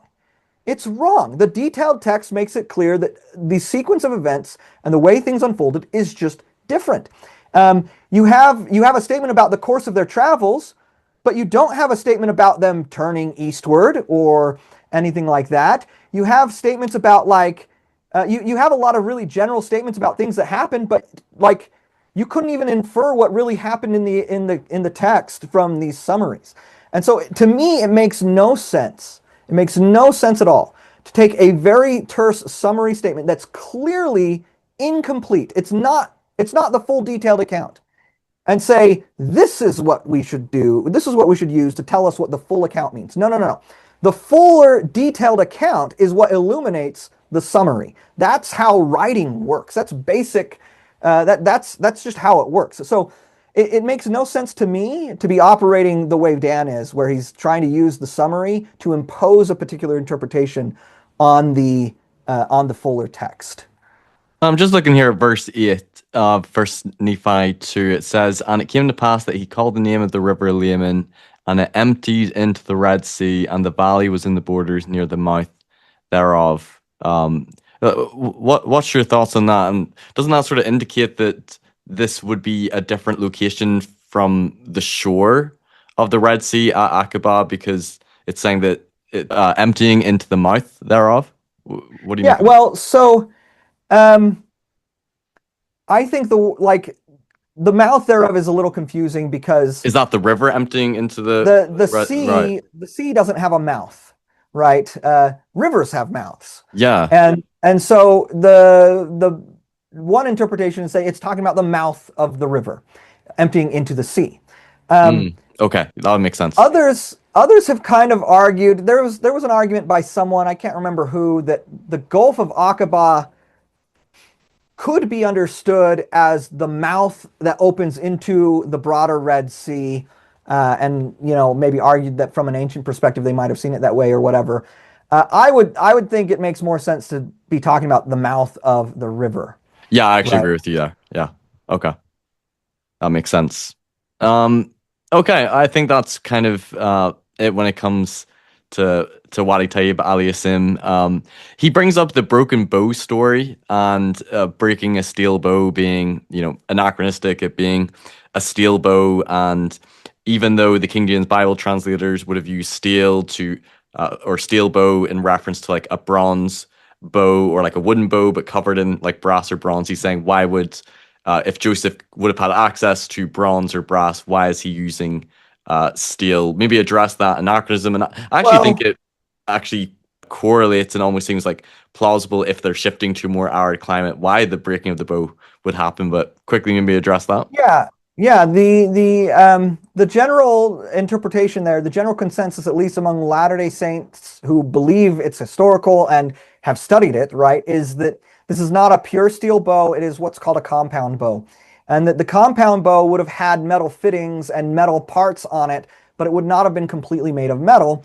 And that given the way these are constructed and things like that, when you go, first of all, lots of use. They were hunting along the way and stuff. There would have been a lot of use. But yeah, when you transfer from one climate to another, when you go from a more humid climate to a more arid climate, it can actually cause breaking at the joint points of the compound bow, and it could result in the breaking of that bow. Right, could like warp and like twist. Right, yeah. As far as like the whole steel versus bronze issue, like there's no anachronism there. There is steel in ancient Israel in the 7th century BC, and there's no reason that a bow that would have been made with bronze fittings at an earlier period, like the time of David, wouldn't have been made with, or couldn't have been made using steel parts in Nephi's time, because that's a thing. There's steel in that time period. We have Laban's steel sword. We have the Vered Jericho sword, which is made of steel.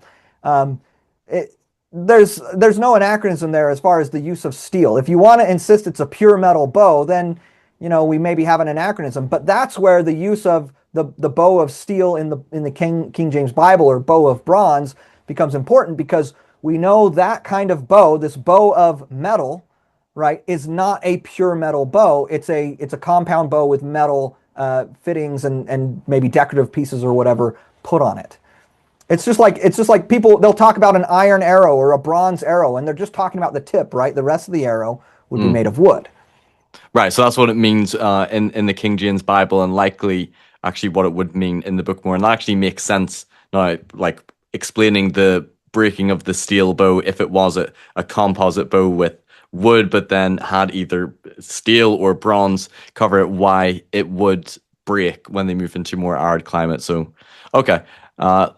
So one criticism he brings up, which you already sort of mentioned, but when they come to this place called Nahom, and it's this territory, why do they not mention other people there?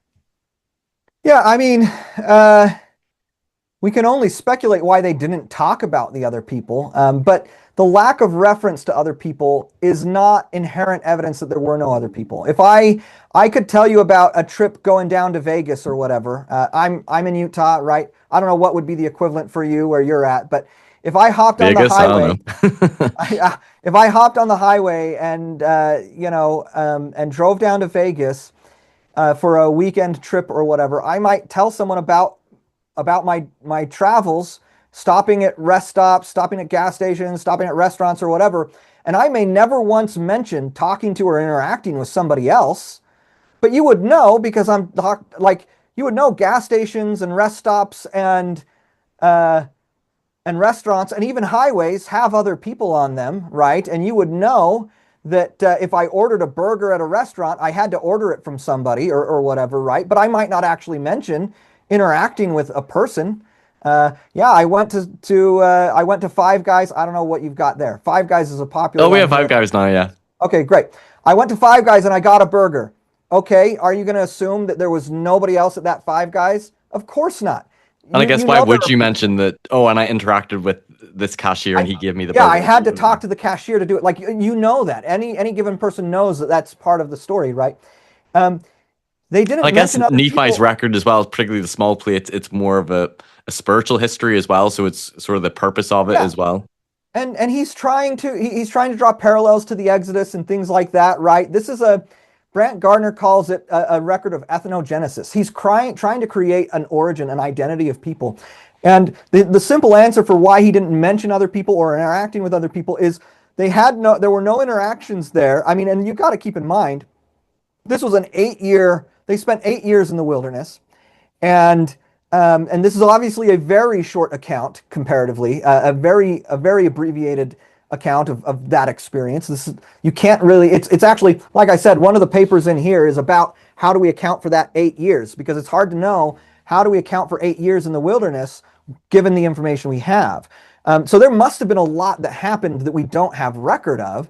But Nephi's writing this, and this is another problem I have, is some people have talked about this account like it's a daily journal or it's a day-to-day report of what they experienced. It tells us in 2 Nephi 5, he starts the record that is 1st and 2nd Nephi 30 years after Lehi left Jerusalem. So this is decades later. He finishes up to 2 Nephi 5, according to a couple verses later, 40 years after Lehi left Jerusalem. So sometime between 30 and 40 years is the time period in which he writes all of these details down in this account. And so he's decades later reflecting on this. He's trying to establish a new people in a new land. He's already been made king, or his people wanted to appoint him king, right, in the land of Nephi. There's a competing narrative out there from Laman and Lemuel, and he's trying to craft a narrative, tell a story that helps establish his legitimacy and his people's identity. And So that's what's guiding, and he's trying to remember from decades in the past as well. I mean, it sounds like he does have an earlier, more detailed account that he's drawing on, both from his father and from himself, the large plates of Nephi. But he's writing this under those circumstances, under those purposes, several decades later. The simple answer here is none of their interactions with other people, and not just at Nahom, but along the entire trail, I assume they would have had potential interactions. The simple answer here is none of their interactions with other people had any bearing, were important to the story Nephi's trying to tell, right? Right. So the main argument that Dan Vogel made, and this probably, I would say, his strongest argument, is he argues that the reading in First Nephi that they traveled along, I think the wording is the borders of the Red Sea, keeping to like the most fertile parts. And he argues that this would have been a coastal route or trail they would have followed, being very close to the Red Sea. And he argues in his video that some of the early scholars who looked at this agreed with that. But then when they later found that the coastal route wouldn't have worked, they then later shifted to the incense trail. And he argues that the incense trail, which is, somewhere between like 80 to 100 miles inland from the Red Sea, isn't true to the text, being like in the borders, sort of near the Red Sea, or whatever the wording is, and that this is really not following the Book of Mormon text closely. What do you make of that? Because someone might think like, oh, well, like the border's near the Red Sea, but if the incense trail is like 80 to 100 miles inland, that does seem really far, and how would they know they're really close to the Red Sea? What's your thoughts on that? Yeah, so the Hiltons, like I said, we were talking earlier about how they reconstructed a different route, but they were arguing that it was the Frankincense trail and that Lehi would have been on it. They reconstructed both a coastal and an inland route for the Frankincense trail. And you can find some scholars. I found an Oxford Atlas of the biblical world that included a map of Arabia that has a trail going along both the coast and an inland trail. So you can find some scholars still who will do that. But in Arabian studies, it's generally believed that the incense trail was primarily inland. Okay, whether Lehi's whole trail was inland or not, the point at which they turn eastward would have to be, because that's where eastward trails are. And so the Hiltons, they reconstruct this route along the coast, but they get down to a place called, well, let me not try to say it off the top of my head here, because it's an Arabic name and I don't know. Yeah, Kunfuda. They come to a place called Kunfuda, and there the trail turns inward into the mountains, and they have to cross over the mountains and get to Najran. And then from Najran, they misrepresent the map a little bit, and I'm not trying to accuse them of anything because, like I said, they were using older sources. And the one part of the trail they actually weren't able to travel was Yemen. They were able to travel in Oman and Saudi Arabia, but Yemen was not open to foreign travel at the time when they went. So they had difficulty, I think, reconstructing that part of the trail. But the trail from Najran that they have them following, when you actually go back into the Arabian sources, the sources from scholars in Arabian studies, continues south from Najran, at least down to Wadi Khab, or Khab, and then turns eastward. And that's one of the trails I'm talking about. That's about 50 miles north of the Wadi Jaf. And so when I say there's about a 60, 70 mile radius or area around the Wadi Jaf where eastward travel happens, that's one of those trails. And so they do have Lehi ultimately going on one of these trails that's pretty close to the Wadi Jaf. But you have to actually go and dig into the source material to understand that. Okay. Now what they do is they initially represent the shift from the coast to inland at Kumfuda as the eastward turn in their maps or in their reconstruction, right? The problem with that is you can even look at their own maps. It is not going eastward at that point. It is going southeastward still. The trail that they're talking about is predominantly southeastward through the mountains until you reach the other side of the mountains and then go southward to Najran. And so it's not, if we were still using that reconstruction, people like Dan Vogel or whoever else would be criticizing us for not like for claiming this is an eastward turn when it's not. It continues southeastward. So you can have people follow that trail that the Hiltons use if you want to. And the bottom line though is if you follow that trail, you're still gonna end up in the same proximate area where I'm talking about, right? Where the trails turn eastward, and that is where you would have to place Nahom. Again, to me, it's objectively true. That's where there's really more properly an eastward turn along that route.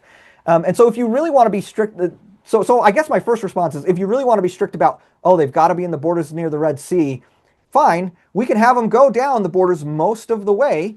But my biggest problem with that is not actually what the text says. The text never says, look at the entire account of the broken bow narrative. That's verses, let's say, so verse 17 through verse 32, and then verses 33 through 39. Those are the broken bow account and the Nahom account. You will not find any reference to the sea or the borders of the sea or the shore in those accounts. Okay, there is nothing in the text that says they are still all along the seashore, and there's certainly nothing that says they're in fertile parts during that part of the journey. In fact, the broken bow account, I think, very much indicates that they are not in fertile parts, because Nephi, when they're in the most fertile parts earlier in verse 15, I think, verses 14 and 15, where it says verse 14 is where it says, in keeping the most fertile parts of the wilderness, which were in the borders near the Red Sea. That right there, in verse 14, when they're departing Shazer, by the way, so they're still in northwestern Arabia, around the Wadi Sharma. If you don't agree with that specific identification, we're talking within a few dozen miles of that area. That's 1,000 miles away from Nahom right now. That is the last mention of the borders near the Red Sea in the entire account. Okay, and then they travel for the space of many days, slaying food by the way. They're able to slay food by the way because it's a fertile area, so there's game along the path, right? We did follow the directions of the ball. Notice he doesn't say what direction it is, but the directions of the ball, which led, and this is verse 16, which led in the more fertile parts of the wilderness. But these are not explicitly said to be in the borders near the sea. Oh, okay. Would it be helpful here if I just showed the map, just so you could explain? This might visually just be easier to follow. Let's see, I can share my screen. Can you see that? I can see that you've started sharing your screen, but it's just, oh, okay, yeah, there we go. Yeah, so you're saying that when it's talking about being in the borders near the Red Sea, this is in reference more to being in this area where my cursor is? Shazer? Yes, exactly. It is as they are departing Shazer that we get the final reference to being in the borders near the Red Sea in the entire text. Okay, now the counter response, what you have to do to assume Nahom is along the coast, is in the borders by the sea, is you have to take verse 14 where it says they're traveling in a south-southeast direction, or verse 13 where it says they're traveling in a south-southeast direction. And assume that they kept near the borders of the Red Sea the whole time like this? And assume, and since it says they're following the same direction in verse 14, and then in verse 33, I think it says they're traveling nearly the same course as in the beginning, you have to assume that those statements all together combine to mean that they must have stayed along the coast. But that is not inherently... They can't have moved eastwards, like shifted inland. Right, they can't have shifted inland at all. And that's simply not true. In fact, in my big paper on the Nahom convergence, the online version doesn't have the maps. If you get the book, I have some additional maps that they let me add to the article when we publish the book.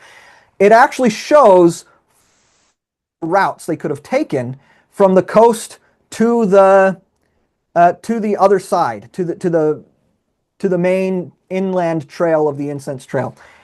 And all of them are predominantly southeastward trails. None of them, I mean, unless you're going to be so rigid to assume that, like, this means that they must have been going in a southeastward direction literally every step, every moment, every day of their journey. But I don't think, like, that's not how real people travel. That's not, like, if I say, again, if I go on the highway and I say I'm going south to Vegas, well, there are parts of the road that wind and curve and change, and I may for several miles be going in a completely different direction. And even like from me to Vegas is not purely southward, it's really more southwest. And I could go on. But the point is, that's not how real people and real travel works, right? And the way that So, I read when they talk about we traveled in a southeastern direction, I read that as just sort of a generic. That was roughly yeah, the direction they were going, but it's not that they were going southeast the entire time. There might have been yeah. some twists and turns. So there are, like I said, there are 4 routes that I was able to find. There's probably more. There are 4 routes that are documented by scholars who study travel in Arabia and stuff like that, that could be taken from the coastal side to the eastern side of the mountains. And all of them, you would have been generally trending in a south-southeastward direction most of the way. And so there's no major directional shift. And again, verse 33 only says they kept nearly the same course as in the beginning. And in between all of that, again, in verse 17, you have a statement that they're following the directions of the ball, but it doesn't say what directions those are at all. So, yes, the overall course. You have to have an overall course from Shazer to Nahom that is south to southeast in its bearing. But that doesn't mean you can't cross the mountains and you have to stay in the borders. There's no reference to borders after verse, like I said, verse 13 or 14, whichever one it was. And the account of the broken bow, it tells us after Nephi repairs his bow, okay, if they were still in fertile parts where they're able to slay food by the way, he can just step out a camp, right, and go hunt, right? He needs the Liahona to tell him where to hunt, and he has to go to the tops of the mountains. There is not an abundance of game in his immediate environment anymore, right? He has to go find good hunting grounds from where they're camped. There's nothing in the account that says they're in fertile parts at that point, and they have traveled many days since the last reference to more fertile parts in verse. Even though it comes very rapidly sequentially in the narrative, they've traveled many days since that time, right? Since the last reference. Because you have the more fertile parts of the wilderness in verse 16, and then after we had traveled the space of many days, we did pitch our tents for a space of time that we might rest again and obtain food for our families. And I mean, the broken bow and the Nahom narrative both talk about suffering afflictions, hunger and thirst and all of that. They are not in a fertile area anymore. They are not in an area where they have abundant access to food and resources. That's just not like. I think the case can be made that they left the coast, and there's no mention of the sea, right? They left the coast. They still continued in a south-southeastward direction for the most part during that travel. They found an abundance of game probably while they were traveling through the mountains. But once they got to the other side and they continued southward, they're in a more arid environment. It's harder to hunt and find game. And their bows lose their springs. Nephi's bow breaks. They're now suffering hunger and affliction because of that, right? Like there's nothing in the text. You have to interpret the text and make an argument for a continuation down the coast all the way to Nahom. You have to argue for that. You have to give me an argument for why Nahom is on the coast. Not just say, well, it said it was on the coast 1,000 miles to the north. They were in the borders by the seashore. So they must still be on the borders of the seashore after traveling many days, multiple times. There's 3 times after that last reference where it says they traveled many days. There's nothing in the text that says they're still in the borders at that point. So if I'm understanding correctly, you're saying that when the text says that they traveled near the borders of the Red Sea in the more fertile parts, it's when they're around Shazer or this sort of area, and then there's nowhere that the text necessitates that they stuck near the borders of the Red Sea and were by the Red Sea for the rest of the journey, but it says that they traveled in a generic southeastern direction, which could allow for, and you could say the text implies that they go to a more arid climate, so it doesn't necessitate that they couldn't have gone more inland. Correct. So when he says that no, Nahom should therefore be, probably, if you can see my cursor, somewhere more like here, not over there, you would disagree with that. You would see it as the text could allow for them having traveled more inland. I would say the text allows for them to have traveled more inland, and the data from ancient Arabia tells us they did travel more inland. If we're taking this seriously even a little bit as an actual account of real people, and I know there's people in your audience who won't do that, who won't give it that kind of benefit of the doubt, but there's no point in having this conversation if we're not doing that. If you're taking it seriously as an account that happened in ancient Arabia, they went inland at some point because that is where they would have to be to make that eastward turn that they talk about in chapter 17, verse 1, and to be able to get to a place like Bountiful. And again, this is how it works when you're trying to correlate a text to a real world location, is you have to look at what known travel routes and known travel capabilities are and see how that correlates with the text. If the text explicitly said Nahom was on the borders, okay, fine, like we deal with that. But it does not. And so because it doesn't, there's no reason to say it can't be more inland. I see. Okay, well, I think that was a good addressing, because I think that was probably his strongest argument. Let's see. Another thing he brought up was he quotes Frederik G Williams recording a revelation from Joseph Smith. Are you aware of this? I'll just read what. Well, yeah, I hadn't I'm heard aware of of this this. before. Go ahead and read it. Yeah, it says the course that Lehi and his company traveled from Jerusalem to the place of their destination. They traveled nearly a south-southeast direction until they came to the 19th degree north latitude, then nearly east of the Sea of Arabia, and then sailed in the southeast direction. Then it goes on to talk about the New World. So he's saying that the 19th degree, according to this revelation, would align more with his view of it being very close to the Red Sea. What's your thoughts on that? Because I hadn't heard of this before until I watched his video. The Vogel is making an assumption about the origin of that text, and it has been it is the idea that is a revelation from Joseph Smith has been heavily contested, and is actually, I find it very, very unlikely. If you actually, I don't know if you have Stephen Smoot's book, The Uncanonized Revelations. I do. I've not read it yet, though. Okay.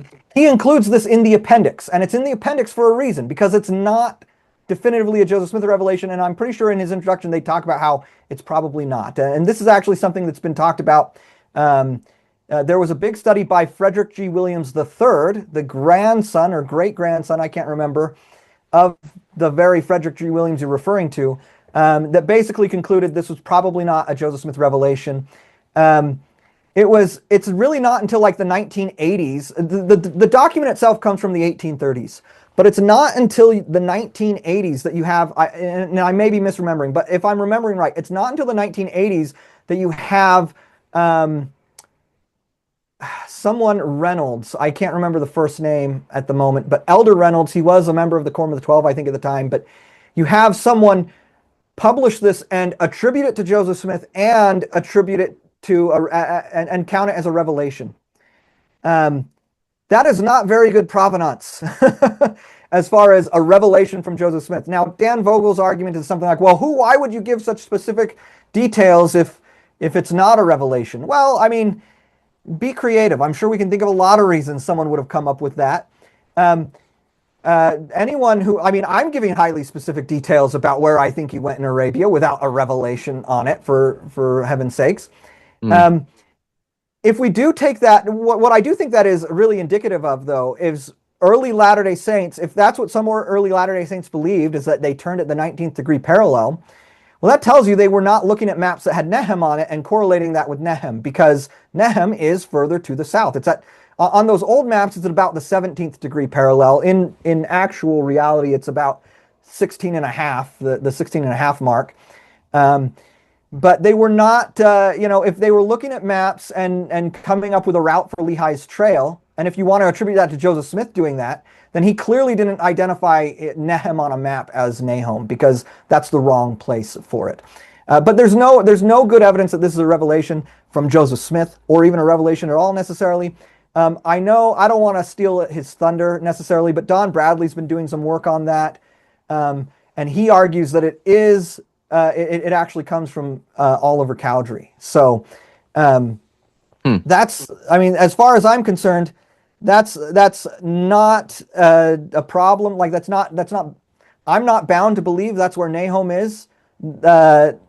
It's not a canonized revelation. It may not be a revelation at all. And it's certainly not, it's not the text of the Book of Mormon. It's not representative of what the Book of Mormon is telling us. Right.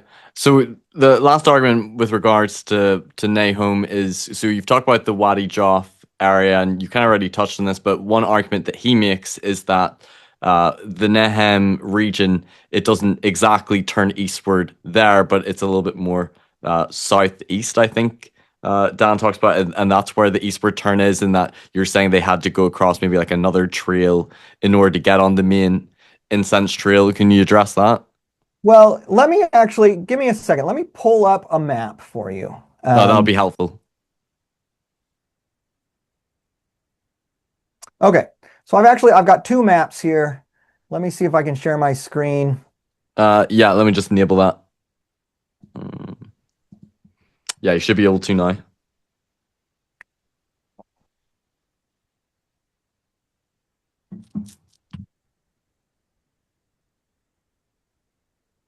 Okay, so can you see that map?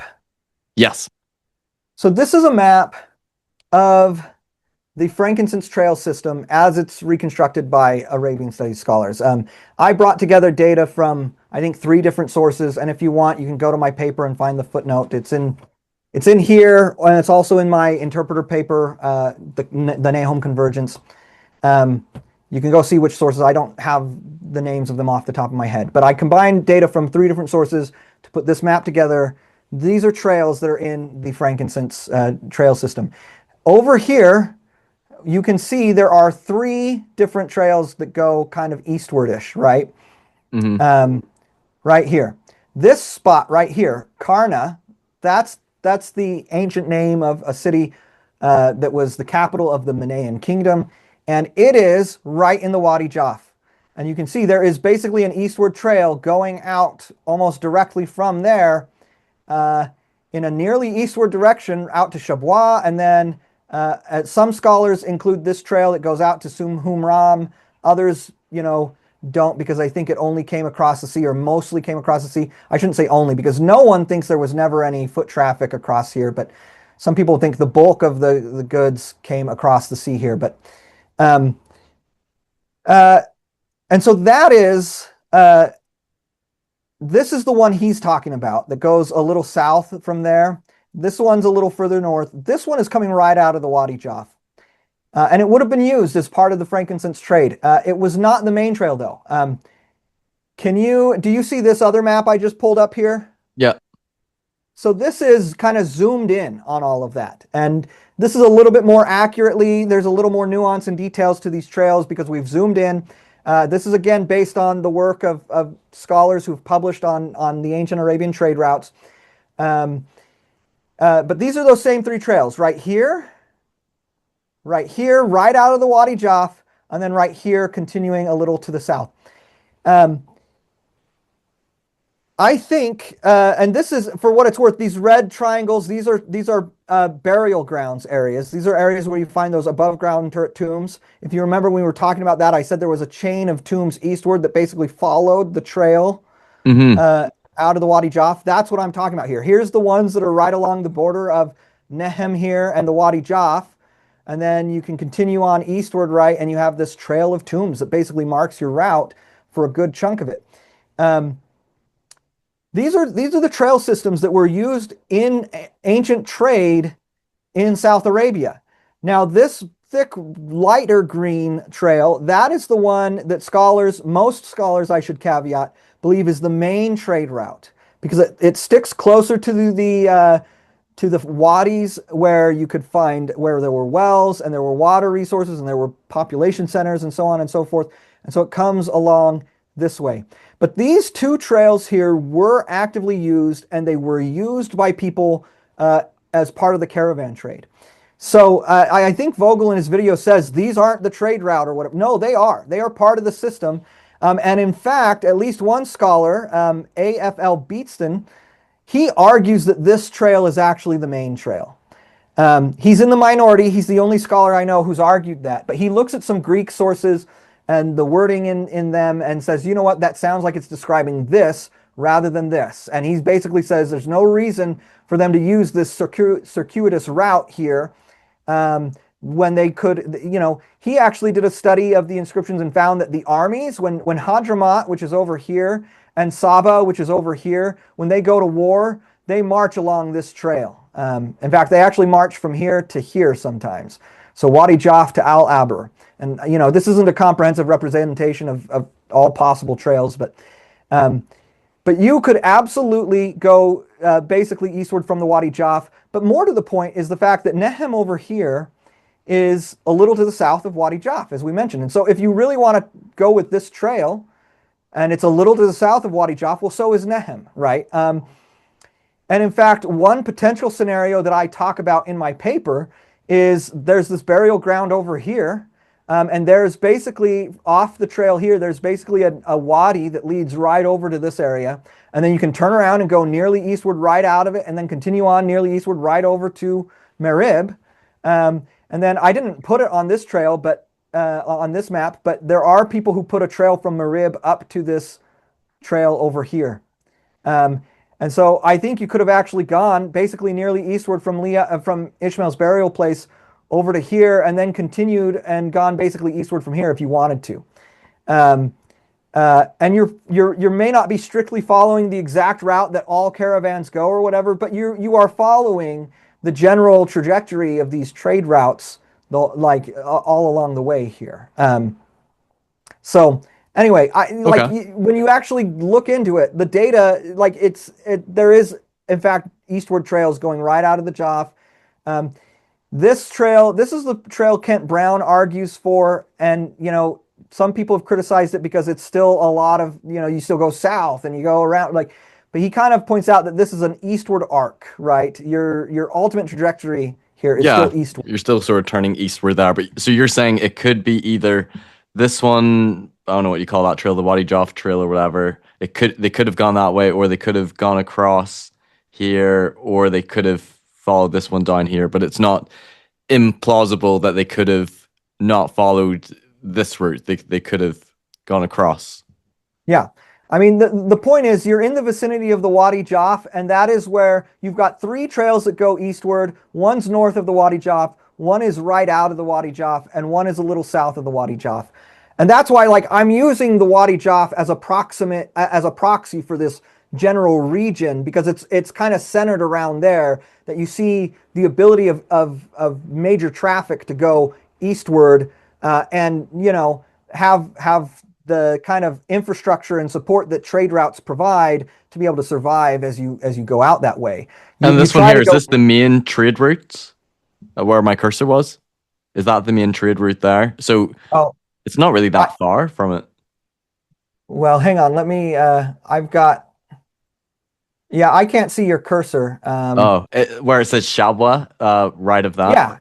Yeah. Shabwa is where is kind of, so Shabwa is like the point where incense gathered from Hadramaut and Dhofar would be gathered together, and the center point for where all of that incense was gathered together was Shabwa.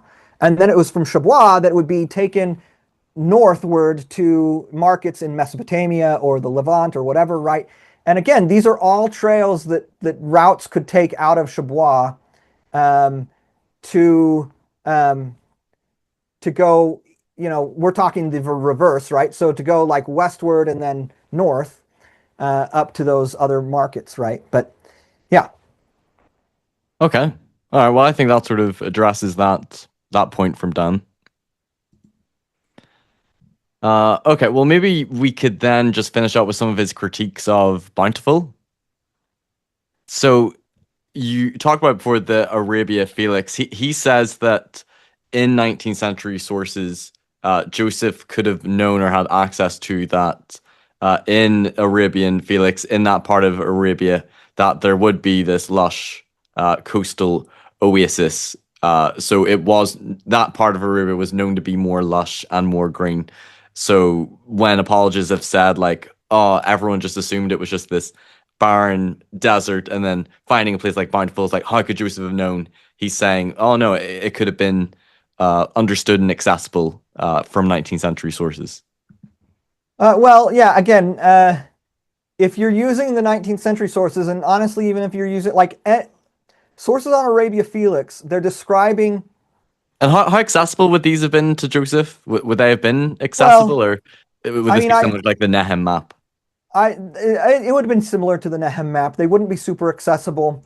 Um, uh, a less talked about paper on this all of this is one by Eugene England, um, who wasn't well known as like an apologist, I guess, but he did write a paper about Lehi's journey. He mostly depends on the Hilton's information for Lehi's route because he's writing, just a few years after them. But he looks into different sources from the 19th century, and Kent Brown, in his paper in Echoes and Evidences, looks into 19th century sources and those sorts of things. And what you could have known. And they both, I think, very reasonably conclude that these are not super accessible sources, at least as I'm trying to recall off the top of my head. But to me, the question of accessibility is even a moot point because they're not, when they describe Arabia Felix, they're talking about, here, let me just put this map back up here, this full Arabia map. The region that's known as Arabia Felix is over here. Like the southwest? Yeah, it's this area. This is Arabia Felix. It's not over here, and it's definitely not over here, right? Like I was saying earlier, if you actually, one of the maps, the John Baptiste d'Anville map, if you go over here, you see like the boundary that he drew for where Arabia Felix is, and you have to traverse that boundary as you continue eastward from where Nehem is, and it goes into the territory that he labels barren desert. So Arabia Felix is not the area that, like, you don't turn eastward to get there. If you have Lehi and Nephi and stuff over here in the first place, you have them keep going southeastward, right? So you're saying the Dhofar region wouldn't have been included in Arabia Felix? I mean, I don't think they even knew about, like, you can see you can see Dhofar listed on some of these maps, and so I'm not saying they didn't know about Dhofar per se, but I don't think anyone had enough knowledge of the actual geography, topography, and the region to know what was really what Dhofar was like, and to know like their conception of Arabia Felix was more over here. It was these kingdoms, these South Arabian kingdoms, which I don't even know how much they really knew about those, but their perception of it was based on Greek sources, which had no idea how far east you had to go to get to Dhofar or whatever. It was based on ancient Greek and Latin sources that portrayed Arabia Felix as the South Arabian cultural centers over here. So you're saying even if Joseph had understanding and access to the 19th century sources about Arabia Felix, which it seems unlikely that he would have, if he had, then he likely would have situated his Bountiful more southwest? Yeah, well, it's hard to say what Joseph Smith would or wouldn't have done. Like, we have to talk hypothetically. True. But yeah, true. But the sources he could have looked at would not have led him to believe he needed to have his group turn eastward to reach Arabia Felix. Okay, that makes sense. If he had them and he understood them well. Because that's not the region, that's not where Arabia Felix was. And in fact, there is a statement from Joseph Smith that was published in the Times and Seasons in 1842 where he describes Lehi's journey. And the way he describes it, he just has them go southward down the trail until they reach the Great Sea. He never mentions an eastward turn in his summary of this, in his summary statement. And so I just don't think Arabia Felix really answers the question. But then you can also dig in a little bit more and say, well, okay, you might vaguely be aware of like fertility and stuff in a region, but does that mean that like there's going to be there's going to be an inlet there, and there's going to be the resources you would need to build a ship, and there's going to be all these other things like iron and I don't have it all off the top of my head, but all the stuff that people like Warren Aston and George Potter have talked about as your requirements to make Bountiful work, those are specific things that you're saying exist there, right? And I don't think you can glean that information from the Arabia Felix stuff. Okay. And then the last two criticisms he brings up with the Dhofar region, because, faithful scholars and apologists would say that the Dhofar region, particularly Kor Karfat, and the other one, Kor Wari, particularly Kor Karfat, meet so many of the descriptions that Nephi gives are bountiful that you touched on before. And he brings up the criticism of timber for shipbuilding, that there wouldn't have been hardwood trees for shipbuilding, and the wood, I can't remember the name of the tree that was there, but the wood wouldn't have been good enough for Nephi to have built a ship. And I think I can't remember who he referenced, maybe Aston, that he surmises that it would have been more of like this raft as opposed to a ship. So he brings that up as a criticism that really the candidates for Bountiful don't match the description or the criteria for shipbuilding and timber. What's your response to that? Yeah. So George Potter, his argument is actually the same. He doesn't think the natural resources there would have had everything they need, particularly the hardwood timber you need for the outside of a ship. And so that's why he favors Korori. He argues that they would have had shipping trade and they would have been getting teak wood from India or somewhere nearby. And that teak wood, which is what's used like in medieval times and stuff in Arabia, is what they would have used. Warren Aston argues, no, it's the account suggests that it's all coming from natural resources. And so, yeah, he does argue that there was maybe more of a raft rather than a ship proper. But he has been doing some more recent research. He at one point was talking about the coconut palm, which is an interesting one, because we do know there are coconut palms along that shoreline. We don't know exactly when, how long have coconut palms been growing in the Dhofar region. We don't know. But there are coconut palms there, and there are shipbuilders in the Arabian Sea area who built whole ships, everything on the ship, built from the coconut palm, built from resources from the coconut palm, including the exterior hull and everything. And they were ocean-going, seaworthy ships. And so it's possible if there were coconut palms, you have timber that could have been used. The other one, though, that he's been talking about more recently, I'm trying to remember what it was, because I might need a minute here. Sorry about that. Let me. Yeah, don't worry. Okay. So he has talked about the tamarind timber, which we do know is naturally growing there. And the criticism for tamarind has been that it's too soft of a wood, and that is true of its exterior.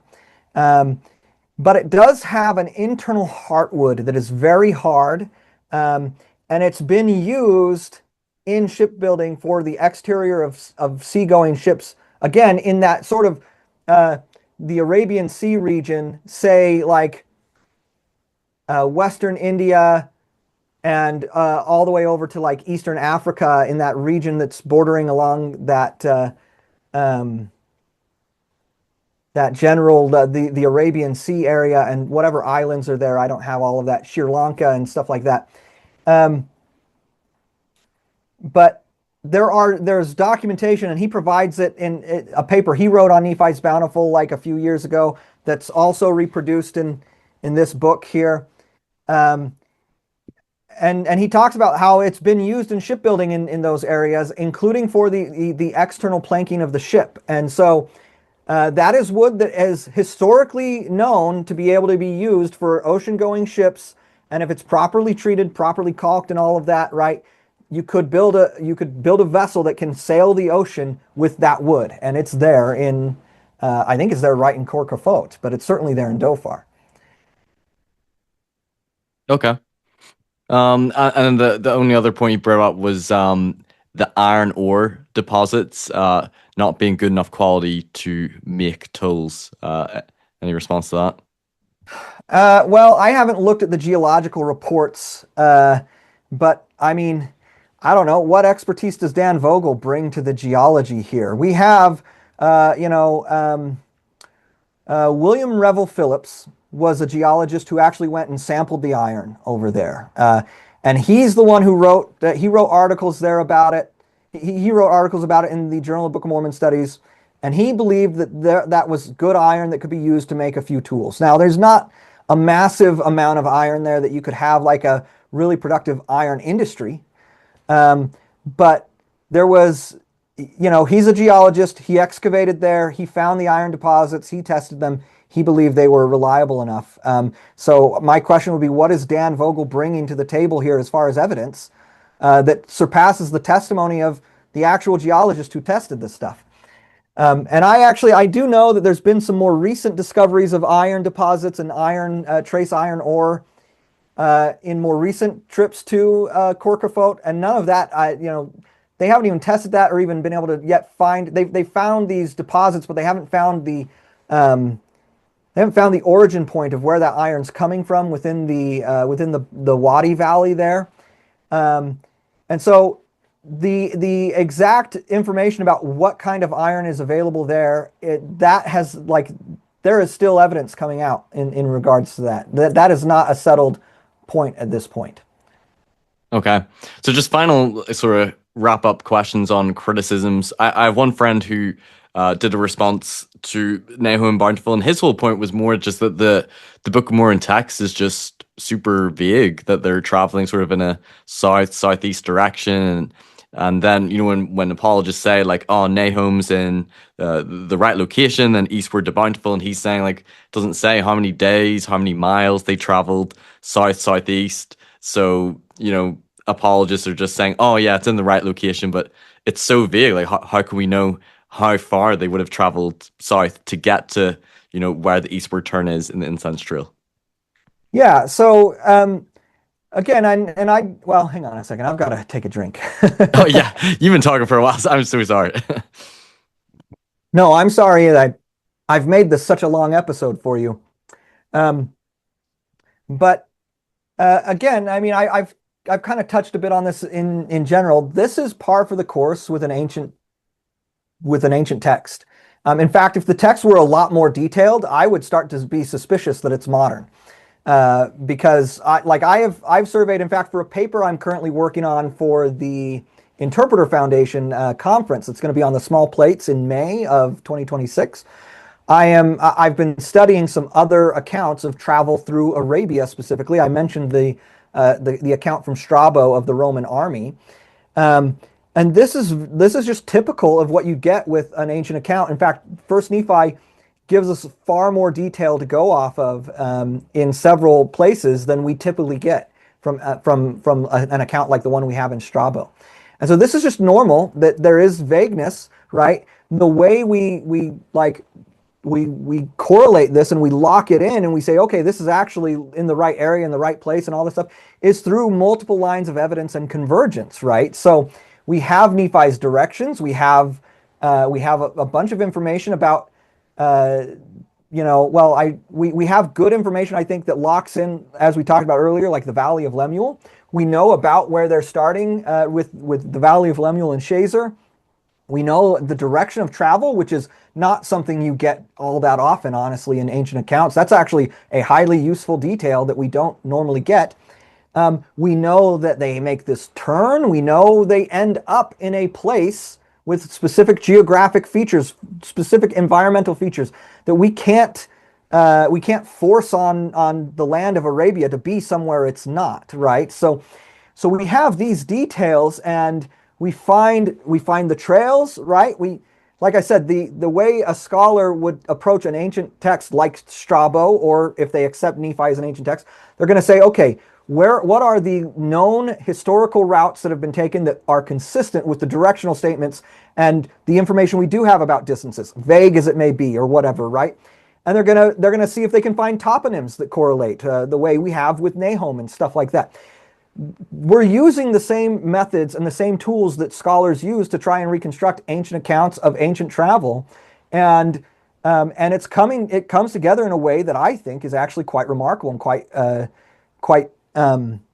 compelling. In fact, I think we can trace Lehi's trail better than we can trace the Roman army that Strabo talks about for most of their journey. And that's something I'm going to maybe hint at or argue at a bit in my paper. But we have one location in that account. I'll just give as an example. We cannot pin down where it is within 500 miles. We have like a 500-mile range of where it could be, and we can't pin that down.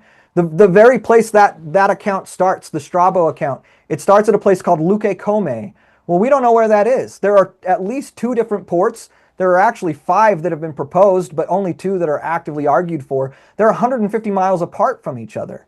And so depending on which port you accept, you have a 150-mile difference in where they start. None of the candidate locations for places along Lehi's trail, really the only one where there's still ongoing debate is Bountiful. The Cor Kafot and Cor Rory are at least half the distance. I don't remember how far apart they are off the top of my head, but none of them are more than 100 miles apart like that. And so there's vagueness like this is par for the course with an ancient account of travel like this. But Nephi actually does give us a lot of useful information to go on. We shouldn't just throw our hands up and say, well, we can't know or anything or be very confident in any of this because it's too vague. He gives us a lot of good information to go on, and what we can actually do when we actually work with the source material we have on ancient Arabia and ancient trade and ancient travel in that area, with the data we have about the land and the topography and everything about Arabia, the geography and everything, we can put together, using the same methods scholars would use on other ancient travel accounts, we can put together what is a very plausible, compelling case with the correlation of specific camps, with the correlation of at least one specific place name, and in a way that is consistent with everything we do have in the text. And that is, to me, that is incredible. That is remarkable that you can do that. People should just spend more time actually reading literature from the ancient world and spend more time actually studying scholarship about that literature. To try it, whether you're going to believe the Book of Mormon or not, your critique should be grounded in understanding that sort of stuff, I think. And too many people, they're shooting from the hip when they make their critiques. They don't it's unfair to hold the Book of Mormon to some standard hey, it should have a really detailed account like a modern text would that we can reconstruct with a lot of nitty-gritty details. That's not what we should expect from a text that comes from the ancient world. And just one last criticism. This is probably a big question, but what if someone were to just look at this and be like, right, I'll concede it seems to plausibly correlate, but it's just not strong enough evidence, and this could be a coincidence. Dan Vogel pointed out, some critics have pointed to the Moroni, Comoros Islands thing, and, most apologists would say that's likely a coincidence. Why couldn't this just be a coincidence? And it's just not strong enough evidence to overcome some of the historical challenges leveled against the Book of Mormon, like anachronisms or DNA or Deuteronomy. We don't need to get any of those, but what they just say, it's just not enough of an evidence to combat that. And unless non-LDS scholars substantiate the evidence, this is all just apologetic pseudo-scholarship, and it's not enough. Well, I mean, if that's what a person's going to say, okay, I hope you have a nice day, right? Look, anyone can say anything is a coincidence. And there's literally no way to ever prove it's not. When you're appealing to coincidence, what you're not providing an explanation, you're not providing a counter argument. You're basically conceding the whole argument and saying, yeah, but I think it just happened by chance. And there are a lot of things, really, I don't want to go over it all over again. We'd basically have to redo the whole episode to just rehearse everything we just talked about. There are a lot of things that are converging here that make it, to me, that this is way more compelling than the Moroni and Comoros Islands thing, right? The context and everything in those are similar names in a totally different context in which they appear in the Book of Mormon and how they're used there. That increases the probability of a coincidence in my mind quite significantly. Whereas when you're actually talking about a name that also is being correlated with the geography, the overall trail, all the other stuff that comes with Lehi's trail, there's so many factors here that to me reduces the probability of coincidence. But the probability of coincidence is never zero, right? And if a person wants to say, well, I just think that all these other problems are a bigger problem and this isn't enough to overcome it, well, fine. I actually think it's very reasonable. In fact, I think that's the most rational, responsible way to approach this if you don't believe, is to say, okay, the evidence is interesting, but it's just not enough to overcome all this other stuff, whatever your reasons are. Mm-hmm. Now, I think we could get into, well, we won't, but I think there's... That would be another 2.5 hours. What I don't think has been talked about enough is um, how the order in which you approach the evidence impacts how you evaluate the evidence in the first place, right? So if you bring in, say, a biblical scholar who's already studied all this historical critical stuff with the Bible and has already reached conclusions about when the Pentateuch was written, when Deutero-Isaiah was written, and all that stuff, and they come to the Book of Mormon, well, those conclusions they've already formed, those are going to dictate how they assess the Book of Mormon, and it's DOA, it's dead on arrival. Um, uh, the order in which you take the evidence, this shows up a lot in the arguments about the witnesses, right? Dan Vogel, in order to justify how he handles the 8 witnesses, he says, well, the archaeological evidence and all this other stuff buries the Book of Mormon, so there must not have been real ancient Nephite plates. Therefore, we have to interpret how the witnesses are handling this a different way. But is that the actual right direction that we should have the evidence flow? And should our assessment of the evidence go in that order? Or should we actually put the witnesses and their eyewitness testimony of what they saw, handled, and held first? Because there's a lot of question marks around where we should even be looking for Book of Mormon geography and archaeology or whatever, right? So that's a whole nother conversation, though. But my point I'm just trying to make here is, the order a person chooses to place the evidence and the hierarchy they choose to rank the evidence is going to dictate what is persuasive to them. And so if they've placed things like archaeology of the Americas or the dating of biblical texts like Deutero-Isaiah or whatever, if they rank those higher in their hierarchy, they bring those into the conversation first, or the fact that supernatural things happened and it's really implausible that Joseph Smith really saw an angel, right? If they put those things first, they make those their priority and they rank them higher in their hierarchy, this evidence is not gonna rise to the point where it's gonna overturn all of that. And I think that's, again, I don't think you're a crazy person or being irrational if that's where you come down on it. I obviously disagree, but I take the evidence in a different order. And again, it would probably be another 2-3 hour conversation if we wanted to get into address all those. No, absolutely. Work out all of that. But and just a final thought that I have, because many critics would say that that believers only find this to be strong or compelling evidence because of our confirmation bias, and it fits with those pre-existing beliefs. On the flip side, there's a lot at stake when it comes to Book of Mormon historicity, because I think people who do not believe in the Book of Mormon and believe in its historicity, the implications being, there's a God, the supernatural is real, there's miracles, Jesus is the Christ, Joseph was a prophet, all those things. So I feel like it's how can you really objectively look at this, because you're going to have a bias one way or another. But one thing I've thought about is, if First Nephi, let's just say this was an apocryphal text, an Old Testament apocryphal text, because I do think it plausibly correlates and converges from listening to you, from reading your stuff, even looking at some of the critiques. I don't see it as slam dunk, definitive archaeological evidence. This is proof in my mind. But I also don't think that this is just rubbish and this is apologetic twisting. In my mind, I think it's plausible.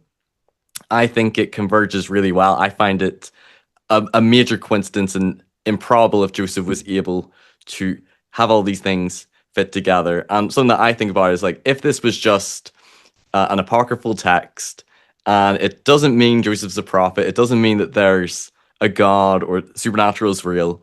And if I looked at your evidence and arguments, would I think this could be Nahom, this could be Bountiful? I think I would probably say it plausibly or probably is.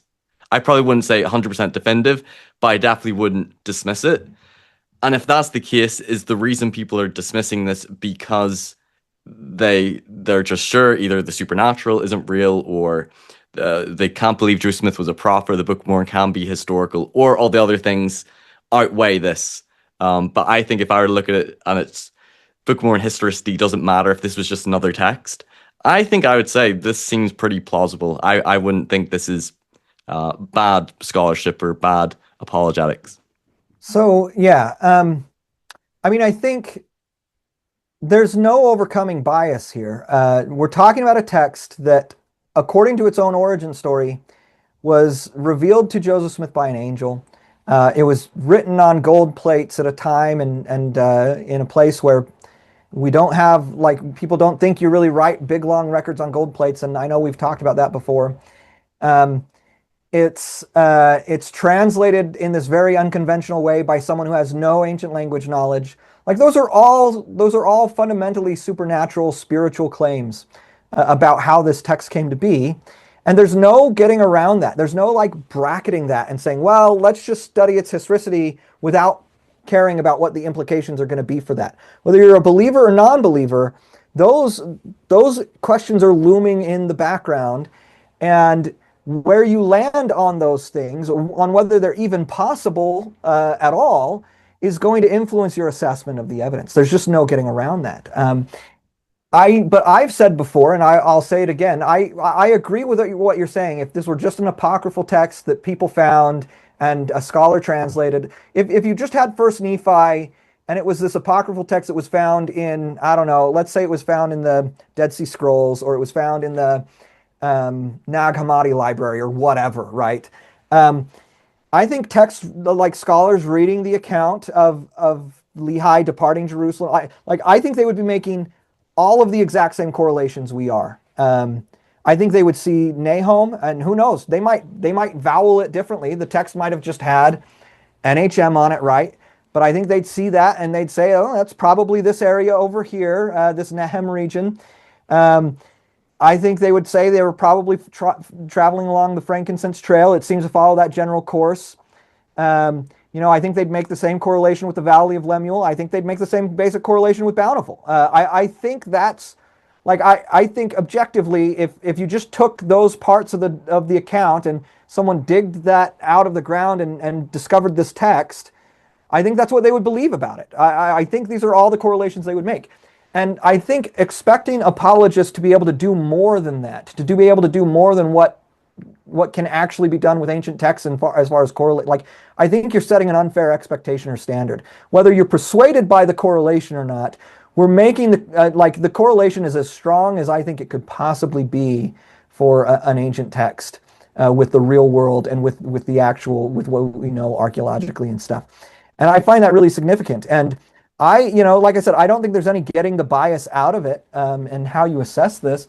But I do feel like my own perspective, there's all kinds of stuff I see people propose as evidence for the Book of Mormon that I don't find persuasive. I find totally unpersuasive. And I feel like I am like I may not be, when you're talking about evidence against the Book of Mormon's historicity, my bias probably kicks in a little stronger because that's more threatening to me.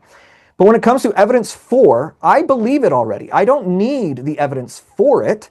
And so I feel totally at liberty to accept or reject proposed evidence, like regardless, like depending on how strong it really is. And so I feel like I can be pretty fair in assessing that. And I've tried to dig deep and be as honest as I could be, as I've said, okay, I want to get to the bottom of this. I see some people saying this, some people saying that.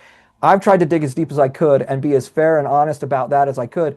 And I came out of it pretty persuaded that this is a really strong connection. So you don't think Nahom's been debunked by critics? No, not even, no. All right. Well, Neal, this has been a really fun episode. I've loved this deep dive. I think this has been great to go over the evidence in the case for the Arabian geography and the Nahom Bountiful connection, and to address the criticisms as well. And I appreciate all the research and scholarship you've done into this. And you can't be dismissed, at least, with how much you have delved into this and all of the scholarly books and articles that you've read, but also written.